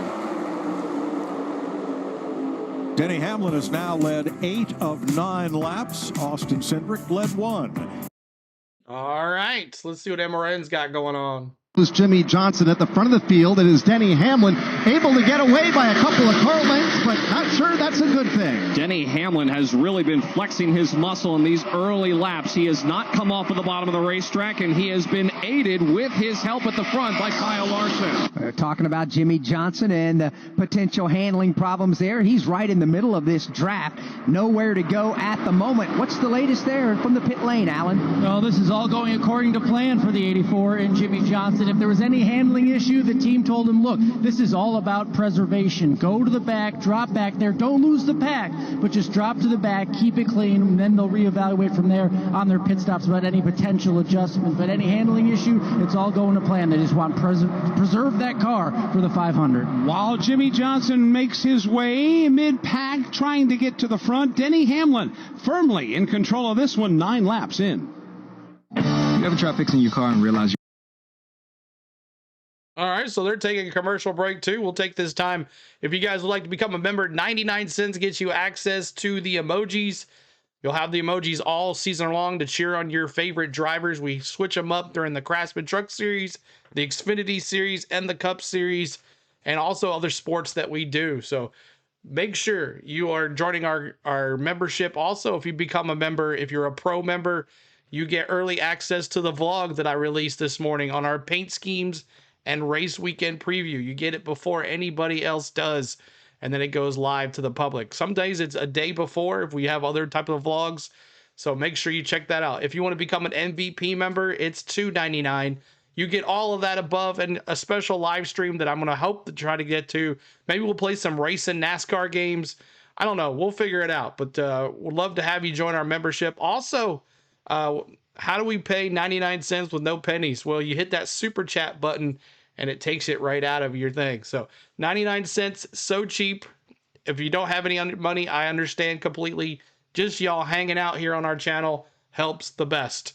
Share the stream out, like it, subscribe to it, chat in the chat, have fun. And then also we have a Discord. If you guys would like to join our Discord, we talk NASCAR pretty much every day in that NASCAR chat in our Discord. We're going to try to push that some more. Possibly we might start showing the cams in the Discord, or I'm not sure. We're going to try to figure something out, a special membership thing for the Discord. So make sure you join the Discord as well. And then the cams will be on Max. So we're trying to figure out with Max if we can figure out to show those, because before they were free on the NASCAR.com website, they are no longer free. So here we go back to there. Will set the outside column of cars. You would be surprised, Pop Bottles, how many people don't have 99 cents. Who will be you would be surprised. Corey LaJoy right now in 12th holds the transfer spot over Jimmy Johnson. Anthony Alfredo and BJ McLeod. Someone could drop the link to our Discord in the chat. Been pretty uncontested until just now, leading the last 12 laps at what we might call a leisurely pace. I'm going to say, Larry, help me out here. What's going on? Well, I've been monitoring the throttle on Denny Hamlin in 11, and then of the two Fords of Joey Logano and Austin Cindric, they're all about 55 to 70% throttle. Hamlin just seems to continue to maintain a little more percentage than the 2 and the 22, and right now the pace, it's slower than these cars qualified last night. Single car qualified over 3 seconds slower than the pace of the first race, but the first race never got in a box of having to save fuel. So where'd you tell me we needed to get to?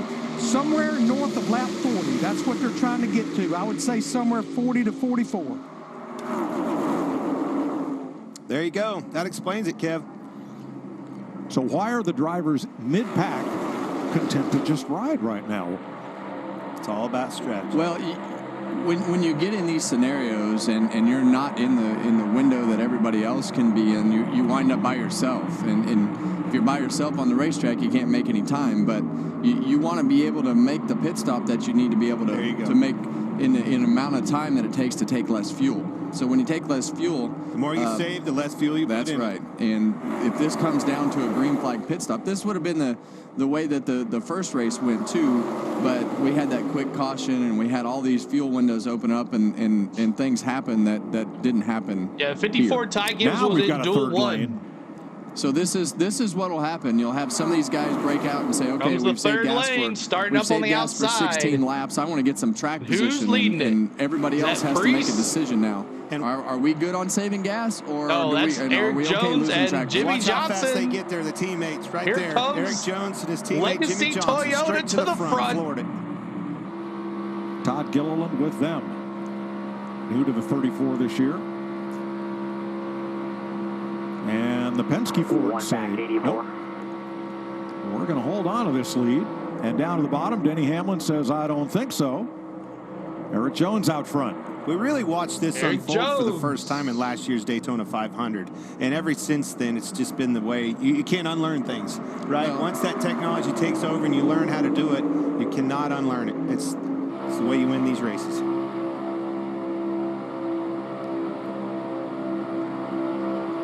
Here's Kyle Larson. 48 said he's been able to save a good bit more than us. The 2 and the 22 have a set throttle position that they're just not going past. Very straight, linear in the data. Just letting you know what's around you. Cliff Daniel is crew chief. Al Larson's crew chief there talking. Yeah, when they're talking about that throttle position, the drivers and the strategies are developed, and the drivers actually have a throttle percentage reading that pops up on their dash. So if you're 50% throttle or 60% throttle, whatever that is, I always used to run mine in the top left-hand corner. I used to live in Daytona. That I digital understand. dash, so that you could see the throttle percentage change as you went. So what'll happen? That helps them Mark, dictate the man. mileage. That's right. And 190 proof. You know, I think from a driver's standpoint, and that the team can see what you're doing, and when they can see what you're doing and how much you save, then it'll get to a point when they'll say, okay, and Zachary, we got it. thanks so much for the subs. Now here's Christopher Bell. Speaking of let's go, he's up to 8th place after starting out back. Yeah, and we saw his throttle. On him. We saw his throttle position at 100%. So they're obviously in the track position game, and this is like a good old short track race. This looks like a Cars Tour race. Fast Boston needs to get in. Stocks, you can save your tires, but when somebody else decides to go, you lose a little bit of track position. You have to keep it harnessed. It's just like watching a horse race. You can pull them reins back and be there at the end of this thing. And the more fuel you save, the more you help your crew chief help you on pit road by less time. Ryan Blaney trying to become the 4th different leader of this race. FS1. Jones to the inside now with Jimmy Johnson, his teammate now watch at it on my Legacy computer. Motor Club. 3 abreast behind them. Yeah, one thing that has happened, you look at that middle row, you see, well, you look at the bottom row, you see the 2 Toyotas lined up. The middle row, you see that Ryan Blaney has put himself in front of what is now a Ford line with the 34, the 2, and the 22. But the other thing has happened to the 2 and the 22. I mean, they're buried now. Have to stay disciplined. It's so hard to just Bell is fastest now. You saw Eric completely out of the gas. The flames came out of the exhaust of Eric Jones's car. Jimmy's got someone to draft with. All the way out of the gas. Yeah, we heard him talk about that steady, Cliff Daniels talk about that steady throttle position that the Fords have. When you're in the pack, a lot of times you'll get going faster and you'll get to that percentage in the corners, and as the momentum carries you, you'll be able to back off some of that down the straightaway. Eric Jones and Jimmy Johnson leading in Toyotas from Ryan Blaney's Ford and Daniel Suarez Chevrolet were 1/3 distance. All right, let's listen in to way in to this Daytona 500. Didn't have to do so last year. He was one of the cars that got in on speed. He's trying to make it work in that outside lane. I can't show the race, Dennis. Riley Herbst in that outside lane. They are the only two cars nearly touching the outside safer wall. Everybody else double wide below them, including for the lead for a moment between Eric Jones and Ryan Blaney. Eric Jones and Ryan Blaney fighting for the lead. Now Jones will pull ahead after some assistance courtesy of Jimmy Johnson. It's now Johnson and Blaney who fight side by side for second. As far as the open cars are concerned, Jimmy Johnson is running second. Anthony Alfredo is 13th. Corey LaJoie is 17th. And B.J. McLeod now is running in the 21st position. All this going on while Eric Jones drags him back to turn one. The Legacy Motor Club teammates have punched the throttle, gone to the front. Eric Jones to the lead. Jimmy Johnson downstairs by a nose is second over Blaney. Ryan Blaney continues to lead that outside lane, but beginning to fade just a bit as the inside draft advances a little bit more at the end of the back straightaway, led by Eric Jones, Jimmy Johnson, Christopher Bell, the second car in line behind Blaney in the outside. That third lane now starting to form up a little bit further back after about the 10th position. That's where you find Riley Herbst and Anthony Alfredo. Both of those drivers still right up against the safer barrier to their right, but they're beginning to lose ground. At the front of the field, Eric Jones was at the bottom. He'll drift back to the middle lane and latch on his back bumper to the nose of his team owner, Jimmy Johnson. Just trying to put a stop to any drafting help creeping up on either side onto the Jimmy Johnson back bumper. Right now, they're upstairs in front of Ryan Blaney. That leaves the bottom now open for Daniel Suarez. Daniel Suarez quietly making his way toward the front of the field, leads the inside lane with Christopher Bell to his outside. They're side by side behind them as well, with Denny Hamlin at the bottom of the Todd Gilliland car topside. As they go to turn number 3, here comes Daniel Suarez. He is now up to the 3rd position, fighting side by side with Ryan Blaney. Suarez getting some help from Denny Hamlin. Two-car breakaway up front in the persons of Eric Jones and Jimmy Johnson. Daniel Suarez just trying to get in that mix. Suarez leads the inside lane. He is up to a side-by-side battle for third with Ryan Blaney to his right elbow. Blaney's got that high groove right now. Daniel Suarez downstairs. Neither one of them exactly overburdened with drafting help, although Denny Hamlin now creeping up onto Daniel Suarez back bumper. With Christopher Bell to his outside, Denny Hamlin, second car in line on the bottom. Bell topside, third car in line as the front three begin to break away just a bit, led by Eric Jones and Jimmy Johnson. Eric Jones, those are the top Jimmy two. Johnson. Side by side for third is Daniel Suarez and Ryan Blaney. Fifth is Denny Hamlin, Kyle Larson, and Christopher Bell battle side by side behind them. With Eric Jones at the front of the field, 37 laps to go this time by, and a pit stop on the horizon. Welcome to the Chevy Lightning Round. Guess the clues to win. Back down here. From Michigan, how small is it? They have one full-time employee, and they run the races at Daytona and Talladega. Very appreciate everybody being here. But, hit that like, hit that subscribe. Last year they made it in on time. I guess trying to get to 800 likes. Help us out. That'd have to be, wouldn't it? Got to get there. Let's hear from some of these drivers about leading the pack. Rob, thanks for the sub, Rob. It has become harder and harder to control the field at Daytona. The size of the runs that the trailing cars get now, it's super hard to block, and they're coming at such a higher rate of speed. Man, sometimes you just can't throw a block. I think just accepting defeat sometimes, not in the sense of giving the race away, but just, hey, I can't block this lane right now. Let me just choose the best lane, I think. Pressure just ticks up more and more lap by lap, and it puts you on the edge of your seat. That's Eric Jones, who is leading this one from 18th starting position. The 28-year-old thank you, from Byron, Sparko. Michigan. If you are a private subscriber and you subscribe and I don't know about it, let me know. I'll say thank you. Thank you, Greg, Patrick, Durr, and Rick. His way up into the top half dozen, and that number 20. Trying to get to that 28,700. There's 800 likes. Let's go to 900, y'all. And always a threat. I'm bringing you back in, Larry.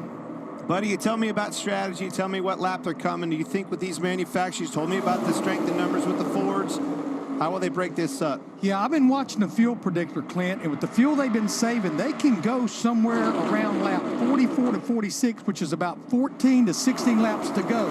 But I think once we cross the 40-lap mark, about 20 to go, that's when we'll be watching. Maybe they'll pit. But with as many Fords that's out there, they're notorious for staying out long, staying lined up, and trying to lay some good lap time down. That way they reap the benefit after they make their stop. And with 10 of them in this race, how many cars do you want to be part of pitting together, or say not more than how many? I think if this race plays out the way it is right now, these other guys are in trouble. Well, those strength and numbers that they're going to be able to pull out, they have to do it efficiently, right? But when it comes down to these green flag pit stops, just like we saw last year, there's a lot of new faces and new cars and new places. Mistakes are going to happen. They're going to happen in pit road. Well, sometimes it happens coming to pit roads and being able to get everybody organized. 10 cars is a lot, more than I would want to be optimal as far as single line speed, as far as groups pitting.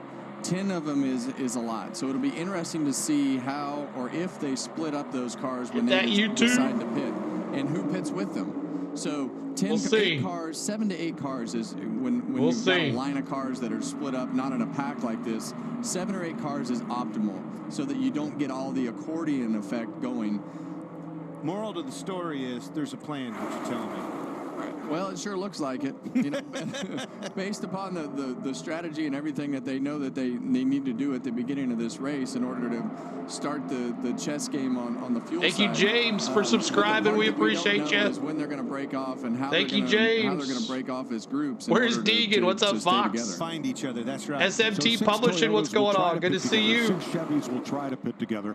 Are you saying the 10 Ford drivers have figured it out to break themselves into 2 groups? I don't think they figured it out, but I think that's going to be the plan. I think they're going to have to. How they execute it is another story. Yeah, sometimes you're going to shed 1 or 2 of them because they're going to have a bad pit stop or something's going to go 29 of 60, so that 30 to go. Turn to optimal 8 pretty quick. I think that, you know, the other cars, even if they had 10 and you got some of that accordion going, I still think it'll be faster than the smaller groups.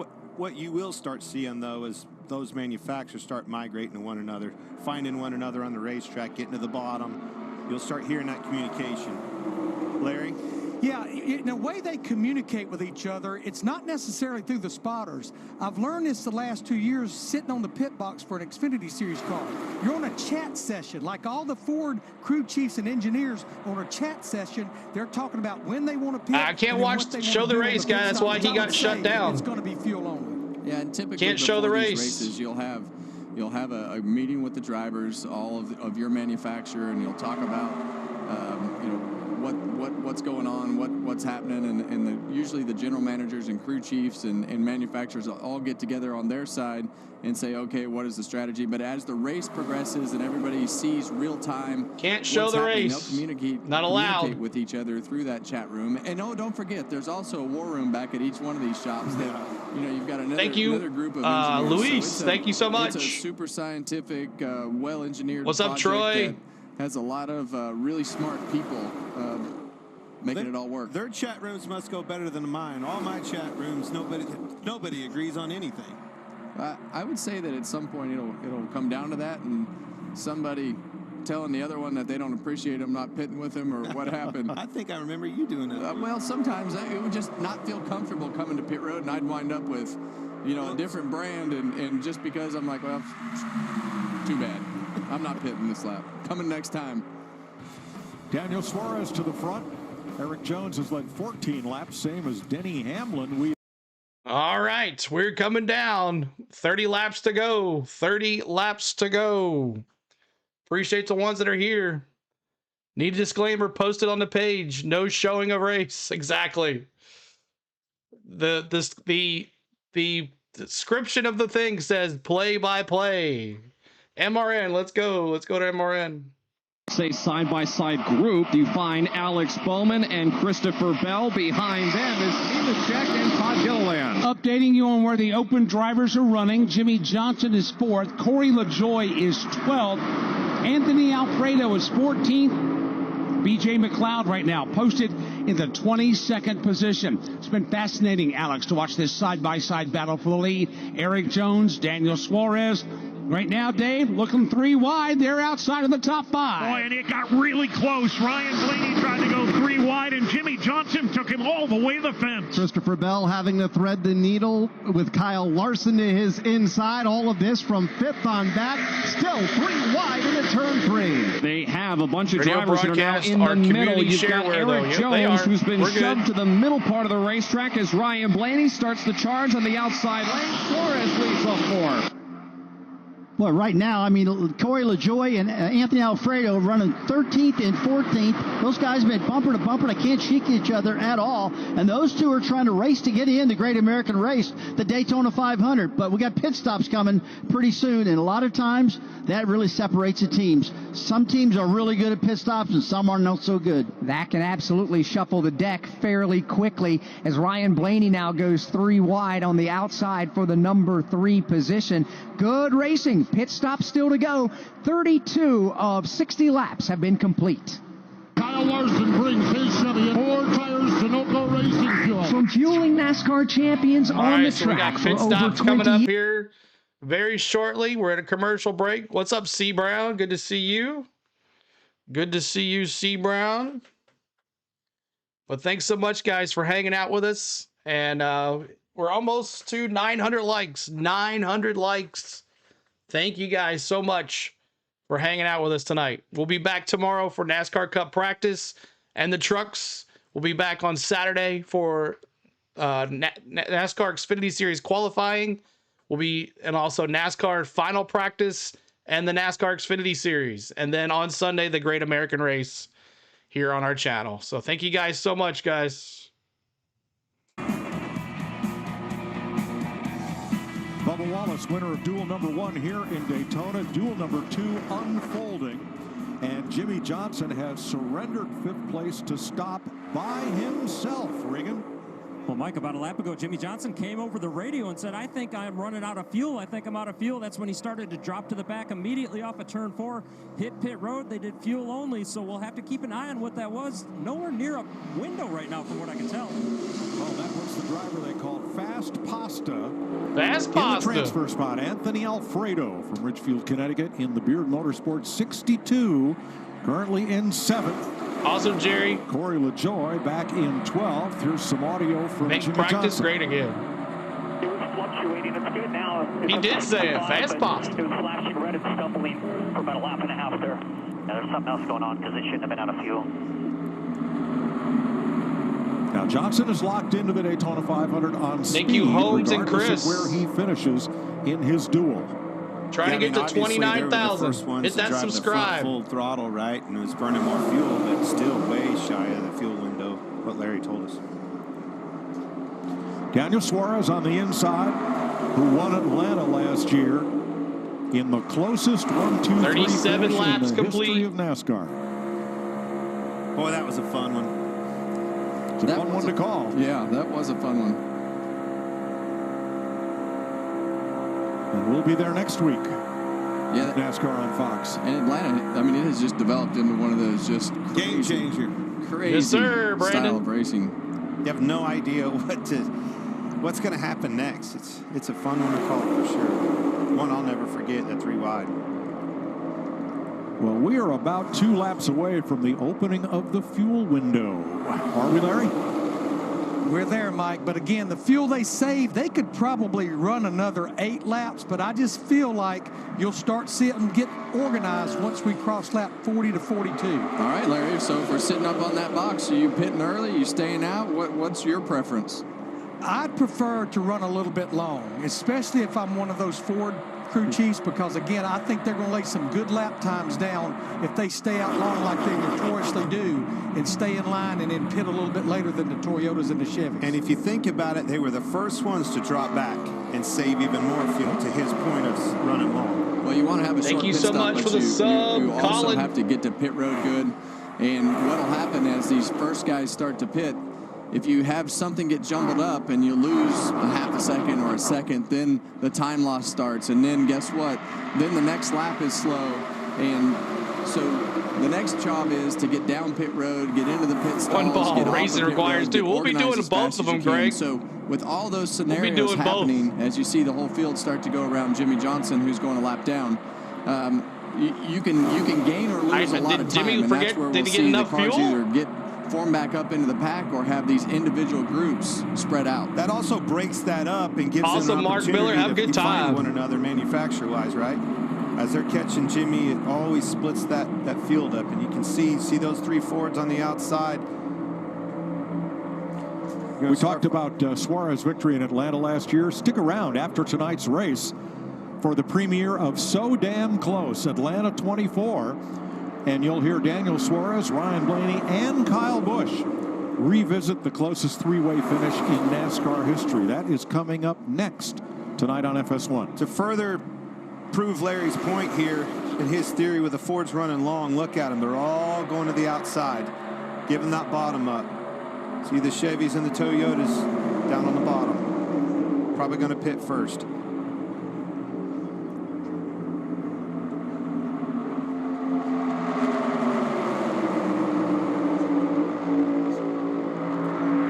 And from a driver's standpoint, when you're sitting in the seat and you get into these long strategy windows like we are right now, sometimes you're just sitting there wondering, 40 of 60 laps. Is this going to work? Keep This it does not sound like it's 29,000. We're right. trying to get there. Hit that subscribe up there. Don't know how it's all going to play out all the time. Trying to A get lot the of times, 900 likes. You have a little piece on your dash to tell you, or a piece of tape or something that's hidden with the strategy of what's going to happen on the dash, so that you know what lap everything is going to go down. Well, I'm telling you what's going to happen. Just like I said, pretty much every Ford is on that outside in a line, at least 8 or 9 of them. They're giving the bottom up to the Chevys and the Toyotas. Where's That's the exactly 6? what's going to happen. The 6? You sound pretty confident. I am. Let's see, I'll tell you in a There's second. a reason all those cars are together, nose to tail. It's hard. Back 35. I've been in those meetings, and you have too. It's hard to get to pit road on the top, though. He's at 14th. 19 to go as they cross the stripe. 19 to go. Hit that Led by subscribe, Daniel y'all. Suarez, who's now been out front for 7 laps. Hamlin led 14. Near the start of the race, Eric Jones has led 15. Anthony Alfredo has fought his way up to 4th place.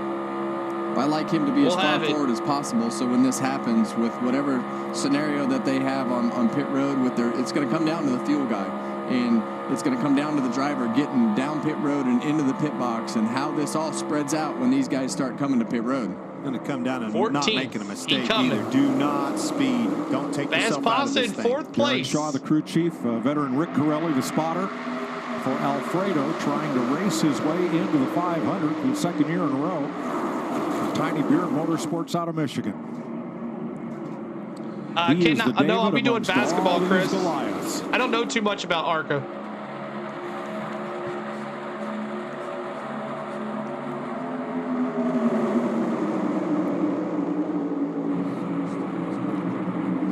Daniel Suarez, Denny Hamlin, Lawson, a little bit of bump and drafting Anthony here. Alfredo. Austin Cindric gives Ryan Blaney's number 12 a little shove down the straightaway. We're hearing a lot of code words over the radio, drivers talking in code and crew chiefs, and our reporters have been up and down pit road trying to find out from anybody, when do you want to pit? And everybody is zip-lipped. We need the chat room. We need the code, password. You think that, what would your password be? Caution. Nope. No hands waving down the back straightaway. You caused a lot of cautions. And here we go. Fair share. Hand out the window. Larson. Make sure you wait. Hamlin. There we go. Pit stops. All right, Clint, here we go. Let the game begin. Fords are staying out. The rest of them are coming.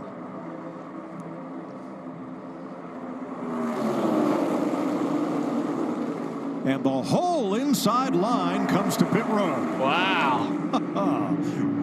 Whole inside line. Like at the start of this lap, Daniel Suarez was told to gap it out as far as he could, meaning try to stretch the lead out to give them a little bit of extra time if something goes a little slower. If they need that time to continue to maintain the lead. Gas only for him. Denny gas only. He's not in his pit box. You got to back it up. And all the Toyotas come to pit road. There you see a mistake by Denny Hamlin. Slid into the box, got over the line. Jamie. Yeah, you saw that mistake right there. Denny Hamlin's radio, they said just keep riding, go for it. We're almost on our number. And right then they came down pit road, but he made that mistake, had a little hiccup. But Anthony Alfredo, Mike, is another one I've been watching. Great job by him tonight. He's going to come in for fuel as well. And we have more peeling off. More, but not all. And the Fords kind of split it in half. Oh my gosh, too fast exiting. Kyle Larson, Denny Hamlin, John Hunter Nemechek. Too fast exiting for Larson. Like the 12 car, Ryan Blaney complaining about the car actually bouncing too much early on in the race when he was in the pack out front. No complaints. Again, gas only for him as we expected. So half the Fords pit on this lap, the other half the second lap. Kevin, as you wished would happen. You told us that you thought 10 was maybe too many. Yeah, and that had to be something that they all had talked about, and now they have split that group into a small 4 group at the end right here with these 4 Fords that are left. And they weren't very efficient with it either. They weren't really nose to tail, and probably lost some speed with that lap. And that's what we talked about, you know, losing the speed when the transition happens with everybody coming to pit road. You see the mistakes on pit road, but the guys getting in and out of their pit stalls, and now you see the field really spread out. Want to watch these cars as they start connecting and find one another. The groups that stay together and do this more efficiently, that's where the speed is. You can see both groups here. Got that other group, the last group leaving pit road. Yeah, you're going to see these guys go right by that group. And the speeding police have nabbed Kyle Larson, Denny Hamlin, and John Hunter Nemechek. They have to make a trip down pit road at pit road speed 55 miles an hour while everybody else blasts by. You can see that's that last group that I was talking about, just wasn't efficient whatsoever. Now all of a sudden they're way apart. 47 of 60. Cole Custer getting passed by that group led by Austin Cindric, who now begins to gain on the 2 RFK Fords. Buscher and Keselowski. Got broke up a little bit there, passing Cole Custer on the outside, but they were just way more efficient with the continuity and staying together as they came and did pit road. But that's exactly what Cole Custer should be doing. He should be in the middle of the racetrack trying to get those lanes to have to zig and zag as much as they can. And you see now that he has disorganized this group enough to where he's going to be able to keep up with that pack. They did a way better job than everybody else staying connected. Look at these guys. That's going to slow them down. Well, Chris Buscher got caught speeding towards Larson, I thought. Brad Keselowski was in the middle lane to block those guys as they were running. And that was a really aggressive block right there. There we go. As Suarez slams into Keselowski, and Bowman is a victim as well. There we go. That's that block you were talking about. Broke that group up. The closing rate was just too much to overcome there. Well, that in the end, that's just the chance that you take. That's the strategy to put your car in the middle of the racetrack. The RFK guys had a strategy to stagger their cars, and when it checked that group up, it all started with Buscher and whatever Cindric. That was, caused that accordion and caused these cars to run in the back of each other and spin. Somebody spun somebody out here. Well, they broke that group up. Let's go. All 10 of them are on the outside. They decided not to work together. They broke the groups up, and they ended up taking each other out. All 3 drivers have indicated over the team radios they are okay. Alex Bowman, Brad Keselowski, Daniel Suarez. Keselowski's going to make it back to pit road, but with a lot of damage. Let's unpack this. Well, the cars in the front of the pack there really started before that. They checked that line up right there. Cindric gave Buscher and a hit. It starts to, you see Daniel Suarez checked up. Bowman and Suarez into the back of him, and it just that accordion when they check up like with that. 900 likes. Let's go. You can't see. The further that you get back, it becomes harder and faster. You know, to slow down, it's harder because things are happening so much faster. It's just an aggressive block. You know, the plan was they had him staggered, and it really did slow that line up. When he tried to make the move to make the pass, wasn't there. Stacked them all up. The rest is history. Bowman into the safer barrier after tires blow out. This is from Ryan Blaney. Front, got one single down outside.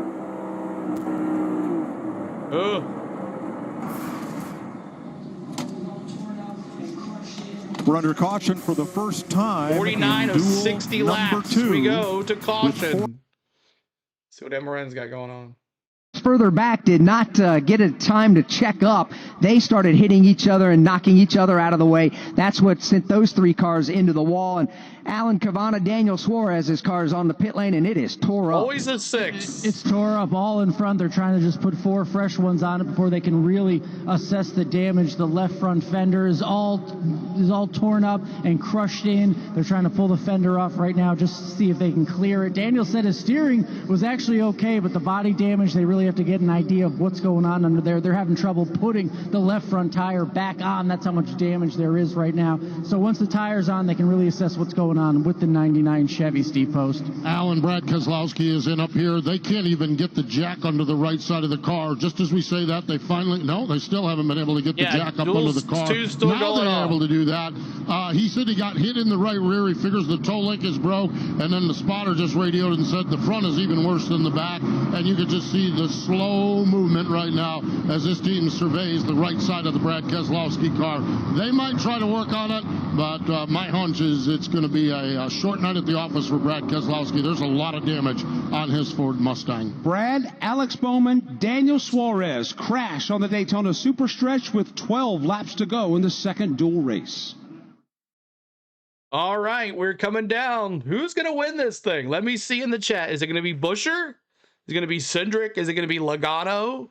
Could Corey LaJoie get into the 500 with his 01? Is going to Fast Pasta? Could he make a run? SVG in 7th. Noah Gregson, who was my upset pick, dark horse to win the 500, y'all. I picked it in my video. Who's going to win? Who's it going to be? Let me know in the chat. Let me know in the chat. Who you got? Who do you have in the chat? Great stuff. I hope you can get us a better scoreboard. This is so small and unreadable on a pad. Okay. I will work on it. Like this was just thrown on me today. I wasn't expecting this. So we're just doing the best that we can, Mad Steve. But I appreciate you always liking on Facebook. Make sure you check us out on Facebook as well, y'all. You'll never miss a stream on Facebook. Pastel says Bell wins. The 11-8 done. T. Lee, Blaney for Ricky. Frank says LaJoie is going to win this sucker. Martin says Blaney. Jacob says Joey or Chris. Do all the teams have backup cars? Yeah, all of them have pretty much backup cars because they know this stuff happens here. Is all new. That's the bus stop chicane they use in the Rolex 24 Hours. But all of this is brand new pavement that's been added. So these cars, 10 laps to go. I think we're going to stay with MRN. Airborne, as happened here. It's taxi. Ryan Priest. It's not on yet. As violent of a wreck as you will ever see, and that grass just grabs the car and makes it even more violent. That addition of that asphalt last year, we're happy it's here. They're showing that wreck where Ryan Priest.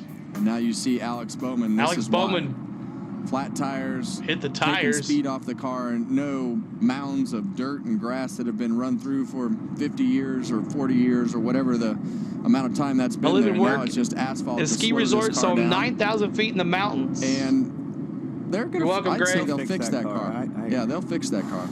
So we got one that's completely mangled. There's a really good shot. Flipping the car over to a car that's just going to need, a little bit of work. Big safety improvement. Big. That's going to save some. Just saved one. Drivers. Yeah. Absolutely. Now, a lot of damage to Brad Keselowski's car. That he sucks did not for hit the Keselowski, wall, James Moore. but he was hit in that, and you see parts and tire being shredded and being ground off that car as he made his way back to pit road. You know, Kevin, you've told us in the pre-race show, that's not as big a problem as it You were at the race in the infield? Wow. Up in these duels. I was there for when Cindric won his first 500. The backup cars, 9 times out of 10, just as good as the other one. And they'll fix those cars and be able to be confident enough to fix those cars Hit that subscribe, them fast enough.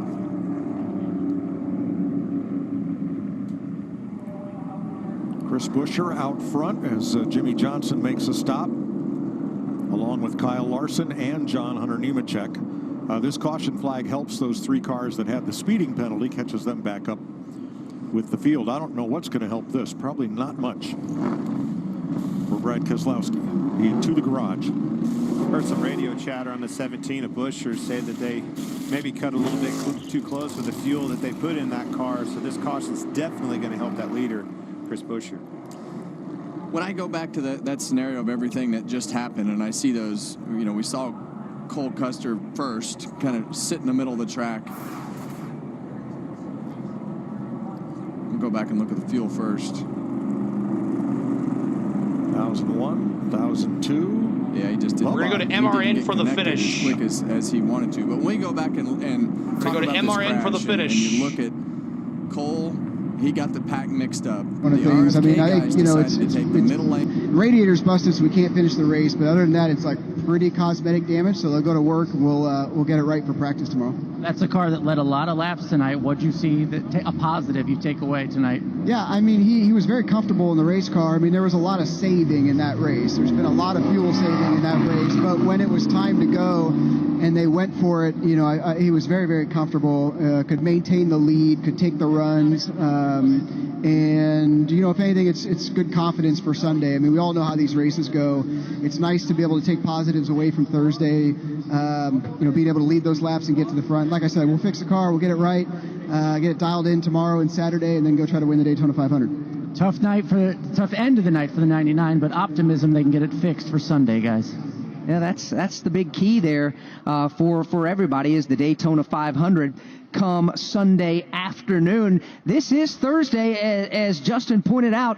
Thursday night, you can learn an awful lot about it. Mike, just kicking off an awful lot here on the Motor Racing Network here. It's Speed Week presented by Advent Health. Well, we're going to have practice tomorrow evening, 5:30 p.m. Eastern Time for the NASCAR Cup Series. Right here for that, there's no doubt that you're probably going to see some of the drivers that we've been talking about tonight having challenges be on that racetrack tomorrow. You're probably going to have some that are just going to tarp the car and leave it in the Cup garage. Again, 5:30 Eastern tomorrow night will be the second practice session of the weekend for the Cup cars. That leads into the NASCAR Craftsman Truck Series season opening, fresh from Florida 200. Catch it tomorrow night at 7 p.m. Eastern Time. Saturday, we've got coverage of the ARCA Menard Series season opening race at noon. Daytona 500 final practice at 3. The NASCAR Xfinity Series season opening United Rentals 300 at 4:30. And of course, we're back Sunday with NASCAR Live Race Day at 1:30 p.m. Eastern Time, leading us into the 67th running of the Daytona 500. Just gotten the one-to-go signal as the drivers choose which lane to restart in, be it the inside or out. Well, Rusty, we just saw things get a little hairy over there on the Daytona Superstretch after what had been a very tame first part of this race. Yeah, I was hoping that would not happen because everything was looking so good with this particular race, the second race. But it happened. Alfredo but again, Fast I'll go back and talk about what they learned. Man, these guys learned a lot in this second race. What to do wrong, what they did wrong, what to do right, all that type of stuff. Hey, now look at this. I'm looking at Corey LaJoie running that 4th position. He's got to race himself into the Daytona 500.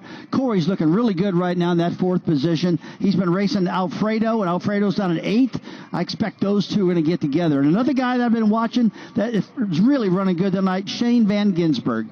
the star road racer, is in the Daytona. Trying to make the Daytona 500, and he is looking really smooth out there, guys. So far, so good with 8 laps to go. The field is in 3. Chris Wilner, is there a possible problem on the race leader's car? Well, right now, nothing as far as an emergency, Mike, but Scott Graves did tell his driver, Chris Buescher, save fuel here. I was looking at their pit box following the last pit stop under green, and they may have missed the initial connection of the fuel rig into the fuel port. So they had to double stab at the fueler to try to get it in. Remember, they only spent about a second and a half or 2 on pit road, so they felt like that possibly they didn't get enough fuel in. They said, we should be fine, but Chris, we need you to save here for these final 8 laps.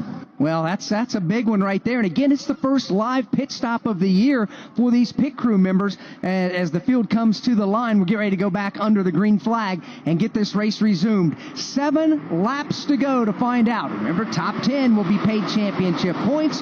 Who's going to start wearing the Daytona 500 and who's going to race their way in to the 67th renewal of the Great American Race. The field is in 1. Here they come into turn number 1. Everybody coming up through the gearbox and up to speed. Inside line gets a bit of an advantage.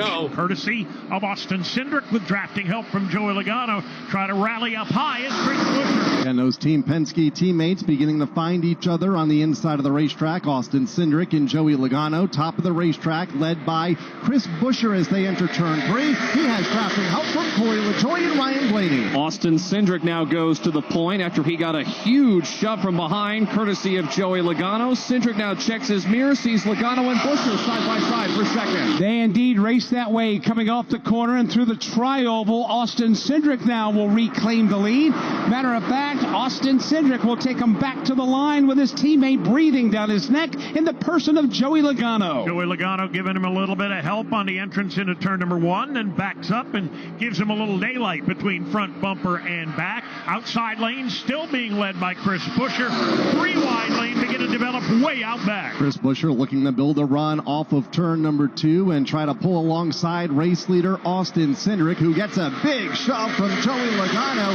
And still Penske cars 1 and 2 on the bottom. You've got 3 Fords working together on the bottom side of the racetrack. That's Cindric, Logano, and the machine of Noah Gragson. They're holding on the inside lane. Funnel up off of turn number 4 to the line. 5 laps to go here in this one. They come down. It's Chris Buescher with a big burst of momentum. He's got Corey LaJoie on his back bumper trying to shove him to the lead. LaJoie trying to race his way into the Daytona 500 and also push Chris Buescher to the top of the leaderboard. Side by side now for the top spot. 2 abreast and inches apart. There comes Corey LaJoie in the outside lane right on the back bumper of Chris Buescher. They are looking to move the outside lane to the front of the field, but the bottom battle's back with Logano and Noah Gragson. Joey Logano once again gave his teammate Austin Cindric a great shove down the back straightaway, and as a result, it's Cindric the leader by 1 car length off turn 4. Right now, so far, the top 6 cars are all Fords that are all working together real good. They come to the line. It's going to be 4 laps to go. Ford rules the roost. Team Penske hunkers down to the bottom of the racetrack. Corey LaJoie trying to shove Chris Buescher to the lead in 1. He gives Buescher a kick in the seat of the pants on entry into turn number 1. Pushes Buescher into a side-by-side battle for the lead with Austin Cindric on the back straightaway. To the inside of Buescher. Here they come off of turn number 2 and up the back straightaway. And the outside lane is there with a big shove again from Corey LaJoie halfway up to teammates but Logano gives that same shove to Cindric down low. LaJoie shoving Buescher in the outside lane. Logano shoving Cindric downstairs. Both lanes now double wide off the corner. Mirroring each other for the lead at Daytona. Austin Cindric to the inside. Chris Buescher to the outside. Drafting help stacked up at their back doors. 3 laps to go. It's Buescher leading by 4 1/1000ths of a second back to the corner. Anybody's ball game as they enter turn number 1. Still side by side and just inches apart. Cindric on the bottom drifts up only about a foot. Buescher to the outside will crowd him. Nobody stepping out of line from the front of the field all the way to the back. 18 cars grouped right together, and it's led by Austin Cindric by a mere inch or 2 from Chris Buescher, who leads the outside lane. Cindric with a half a car length advantage this time into the corner, but here comes Chris Buescher on the outside lane. He's got Corey LaJoie shoving him for all he's worth. Down to the line, 2 laps to go now in race number 2. Still double wide. Anthony Alfredo's in that outside lane, and here he goes. He's going to go to the outside and force things 3 wide. Problem is, Dave, nobody at the moment is going with him. Anthony Alfredo, Mr. Lonely in that 3 wide outside lane. He had some momentum. Now it's gone. He will plummet to the back of the pack. He gave it all he had, but he's going to have to regroup and try again. And with only a lap and a half to go, not a lot of time to regroup for Anthony Alfredo, who lost all of his momentum and now is just trying to hang on to the lead as Cindric leads in turn 3. And that move by Alfredo disrupted the outside lane's momentum. Now it is Austin Cindric, Joey Logano, and Noah Gragson firmly 1, 2, 3 on the bottom of the racetrack. Austin Cindric, Joey Logano 1 and 2 coming into the tri-oval. Here comes a 3 wide line breaking out. It's Chris Buescher. He'll take Corey LaJoie with him. White flag is in the air. Less than 1 lap remains to decide who will win the second dual race tonight at Daytona. Storming their way into turn number 1. The front 3 now are single file. Buescher is back into a side-by-side battle for 4th with Denny Hamlin. They're led by Austin Cindric. Chris Buescher leads the outside lane, but he is 4th on the racetrack. Top 3 are on the bottom. Austin Cindric, the race leader. Outside lane gets some momentum. Here they come. Chris Buescher with a big shove toward the front of the field. Austin Cindric downstairs. Eric Jones now pokes out to the outside. It's Jones and Cindric side by side for the win, all 4. Wheel to wheel, back to the line. Here they come, and they're crashing behind them. Shane Van Gisbergen is in it. A big crash. Checkered flag is in the air. To the line. Photo finish, and Eric Jones is going to win dual race number 2 by 4/1,000ths of a second. Eric Jones takes the number 43 back to victory lane at Daytona. The last time that car won here at Daytona in a dual race, 1977 with the King, Richard Petty. Eric Jones wins it. Austin Cindric 2nd, Chris Buescher 3rd, Denny Hamlin 4th, and Joey Logano was 5th. Let's go to Alan Cavana.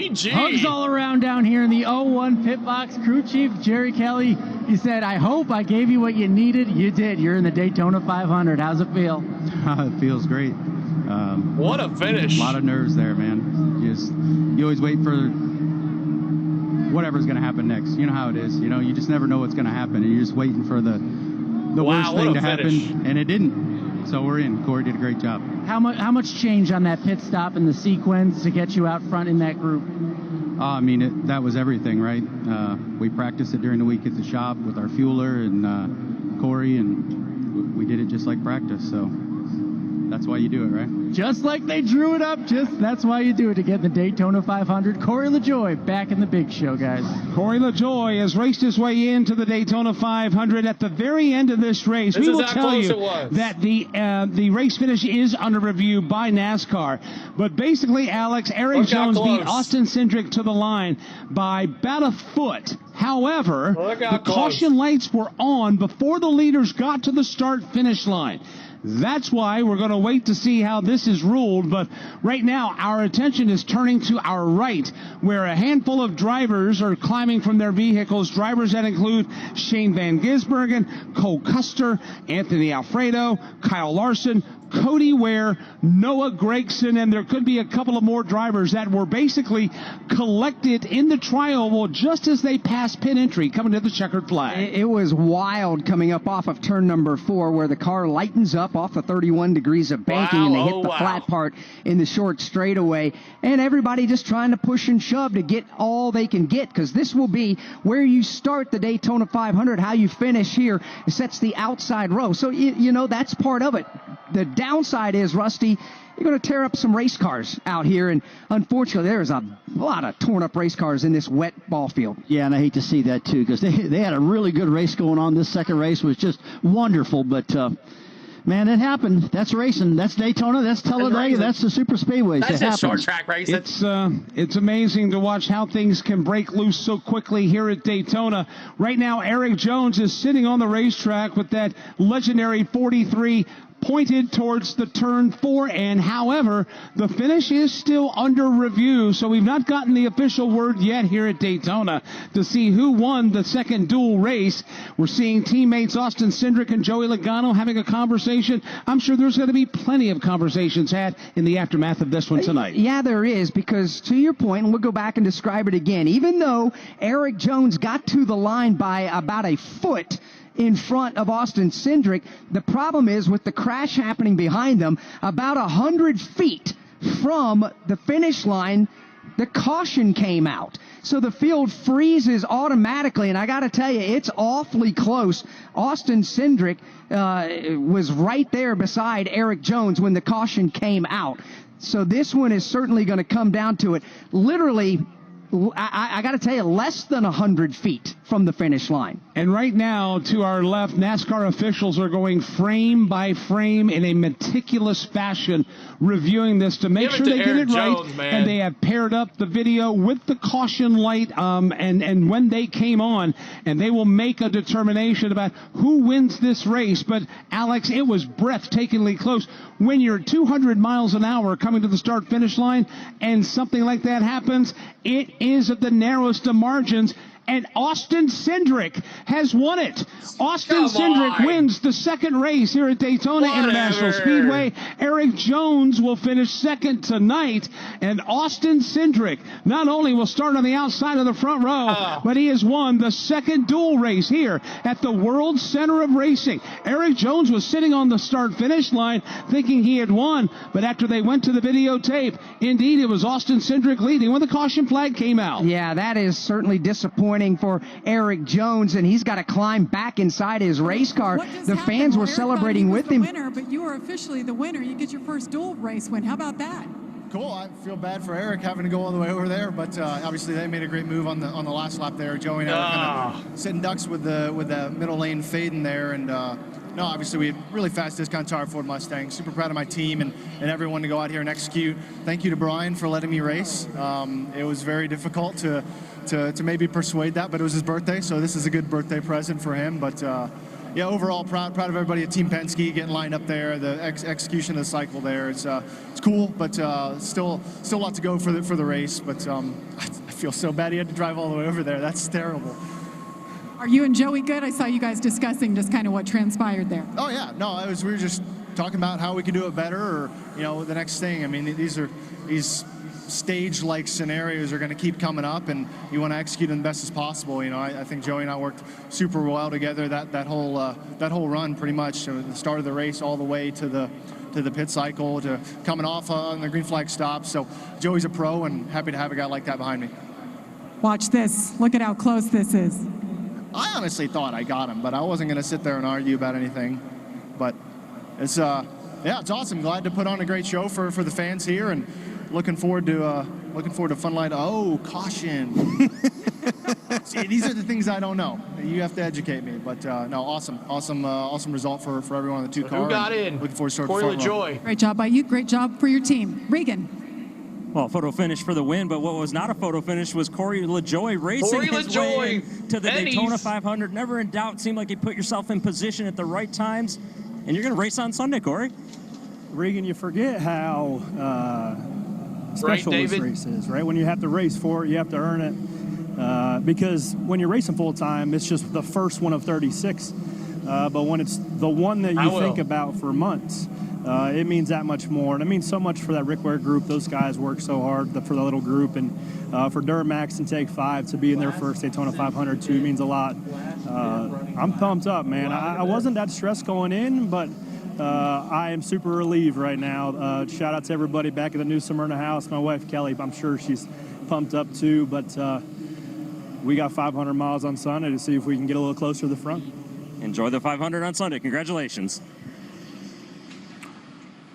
Austin Cindric will walk across the ball field to capture the flag as winner of duel number 2 from Erik Jones, Chris Buescher. Unfortunately, he doesn't have the right NASCAR sounding name. LaJoy is 6th, and that means he will race in the 500, while Anthony Alfredo and BJ McLeod will be disappointed. Jimmy Johnson makes the Daytona 500 on his qualifying speed. as on the final race, when the yellow flag They waves, showed it, though. The caution came out, and Cindric was ahead. And at the moment of caution, where's the flag? Maybe Eric took it. Flagman's gone. The flagger go home? The flagman went home. Mike.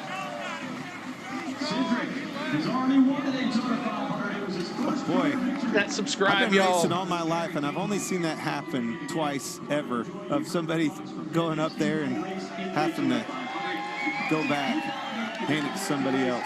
Well, that moon has brought a lot of strange things tonight. Wow. All right, welcome, let's guys. unpack this because we were watching the race to the flag.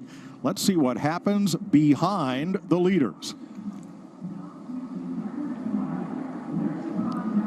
SVG you got see wrecked. the That 20 sucks. car was just He on had the such a good outside car. of SVG right there, and they all just ran out of room. Riley Herbst as well. Kind of squeezed him up into the wall and night. wrecked some of those cars at the end. But all that congestion started when Denny Hamlin got underneath Joey Logano, and when Joey got in the middle of the pack right there, then everything starts to get congested. But Bell was on the outside of that 88 just a little bit and squeezed him in the fence, and off they go. Hard to believe how that wiped out just about the entire rest of the field. Now let's go back and look at the moment of caution, which determined the finish of this race. Looking at the flag stand, there are the caution lights on. They're at the start-finish line. Now, I know, yeah. And I know everybody's like, why throw the caution? But let's hear what Eric Jones has to say. Regan. Well, guys, Eric Jones right here, and what a wide range of emotions here in the past 10 minutes for you. You just watched the clip on the camera with us right there. What are you thinking right now? Yeah, I mean, it's We'll be a tomorrow. wide range of emotions. It's a bummer. You know, it's the rule. I mean, if the yellow's out, the race is over, and it's unfortunate. But either way, the Advent Camry was Advent Health Camry was really fast. So it was fun running up front, fun leading some laps, fun contending for the win. And you know, I don't know what I did everything I could. So it just didn't work out. And you know, hopefully we can be in that same spot again Sunday. Take a look over here with us. We'll watch through the end of it real quick one more time. Just tell me what you were thinking as we were coming up to the start-finish line, and of course, tell me what your thoughts are. Yeah, I mean, you know, I think it's fairly clear we're behind when the yellow's out, and yeah, it's unfortunate, but I mean, yeah, you're just kind of setting yourself up. You know, you're in that situation, you're expecting to race to the line, and you're trying to just get that momentum and that run built to where you can pull yourself ahead at the line. And I think we did that, but it just was not quite soon enough. So, yeah, it's just unfortunate. You know, I hate it that it just didn't work out. There's so much going on with our group and rebuilding and trying to get better. It would have sure been nice to take some pictures of victory lane for everybody. But overall, I think we got a good car. So, yeah, it's tough, but we'll go on to Sunday. Very good car. You showed a lot of speed tonight. Thanks, Eric. Well, and I think that the biggest reason they don't throw the caution is because they don't want people driving through. All right, so that is it. Corey LaJoie gets in the 500. Justin Allgaier in the 40 car gets in the 500. Jimmy Johnson and Martin Truex Jr. The rest will go home. So 4 cars are in. And you want to see the scroll one more time? Let's go through the whole field really quick, and then we'll call it a night. Austin Cindric wins it, even though NASCAR.com still has Eric Jones there in first. They swap. Chris Buescher almost wrecked like 5 times in those last couple laps. Denny Hamlin finishes 4th. Joey Logano 5th. Corey LaJoie gets in the 500. Todd Gillen in the front row motorsports, baby. Ryan Blaney. All those Penske cars look good. John Hunter Nemechek. There's another legacy Toyota.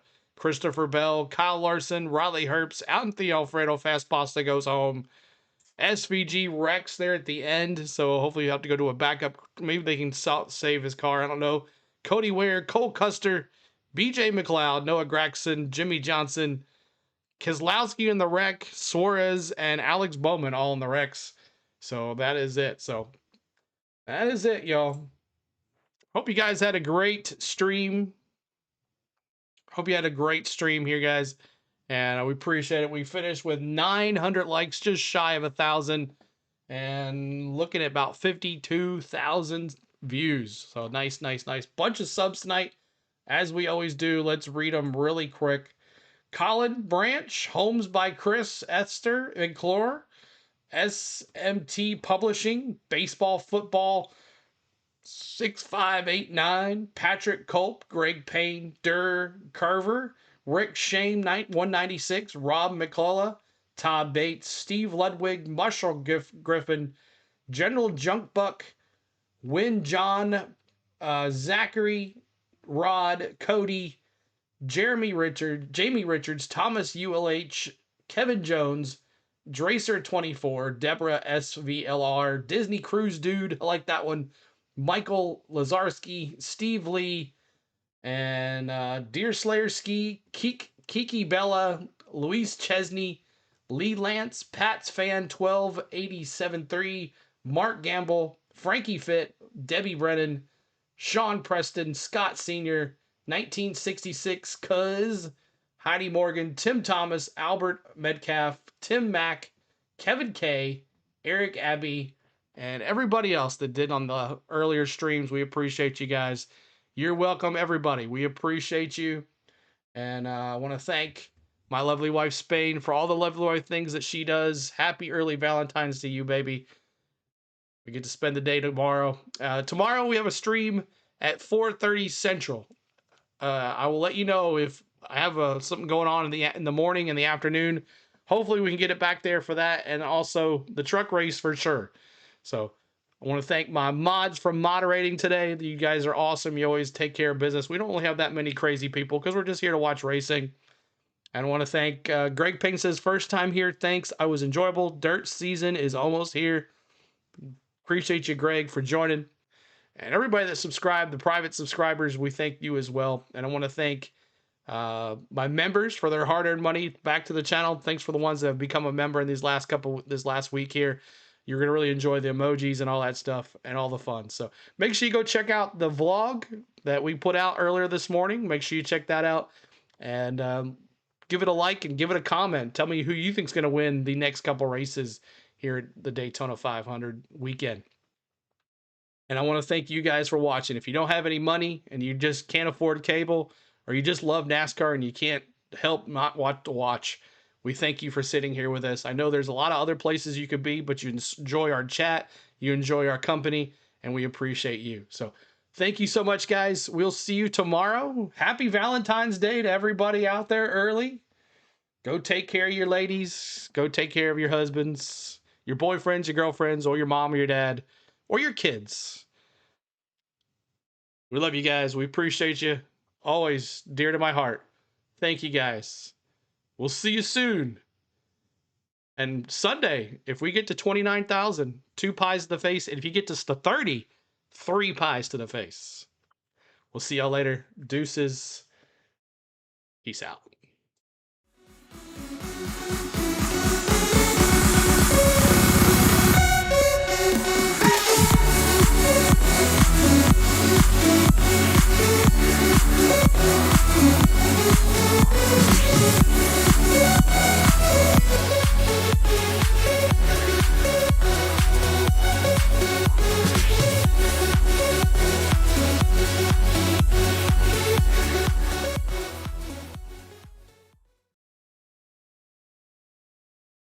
Oh, is Mikey still? He probably is not shareable.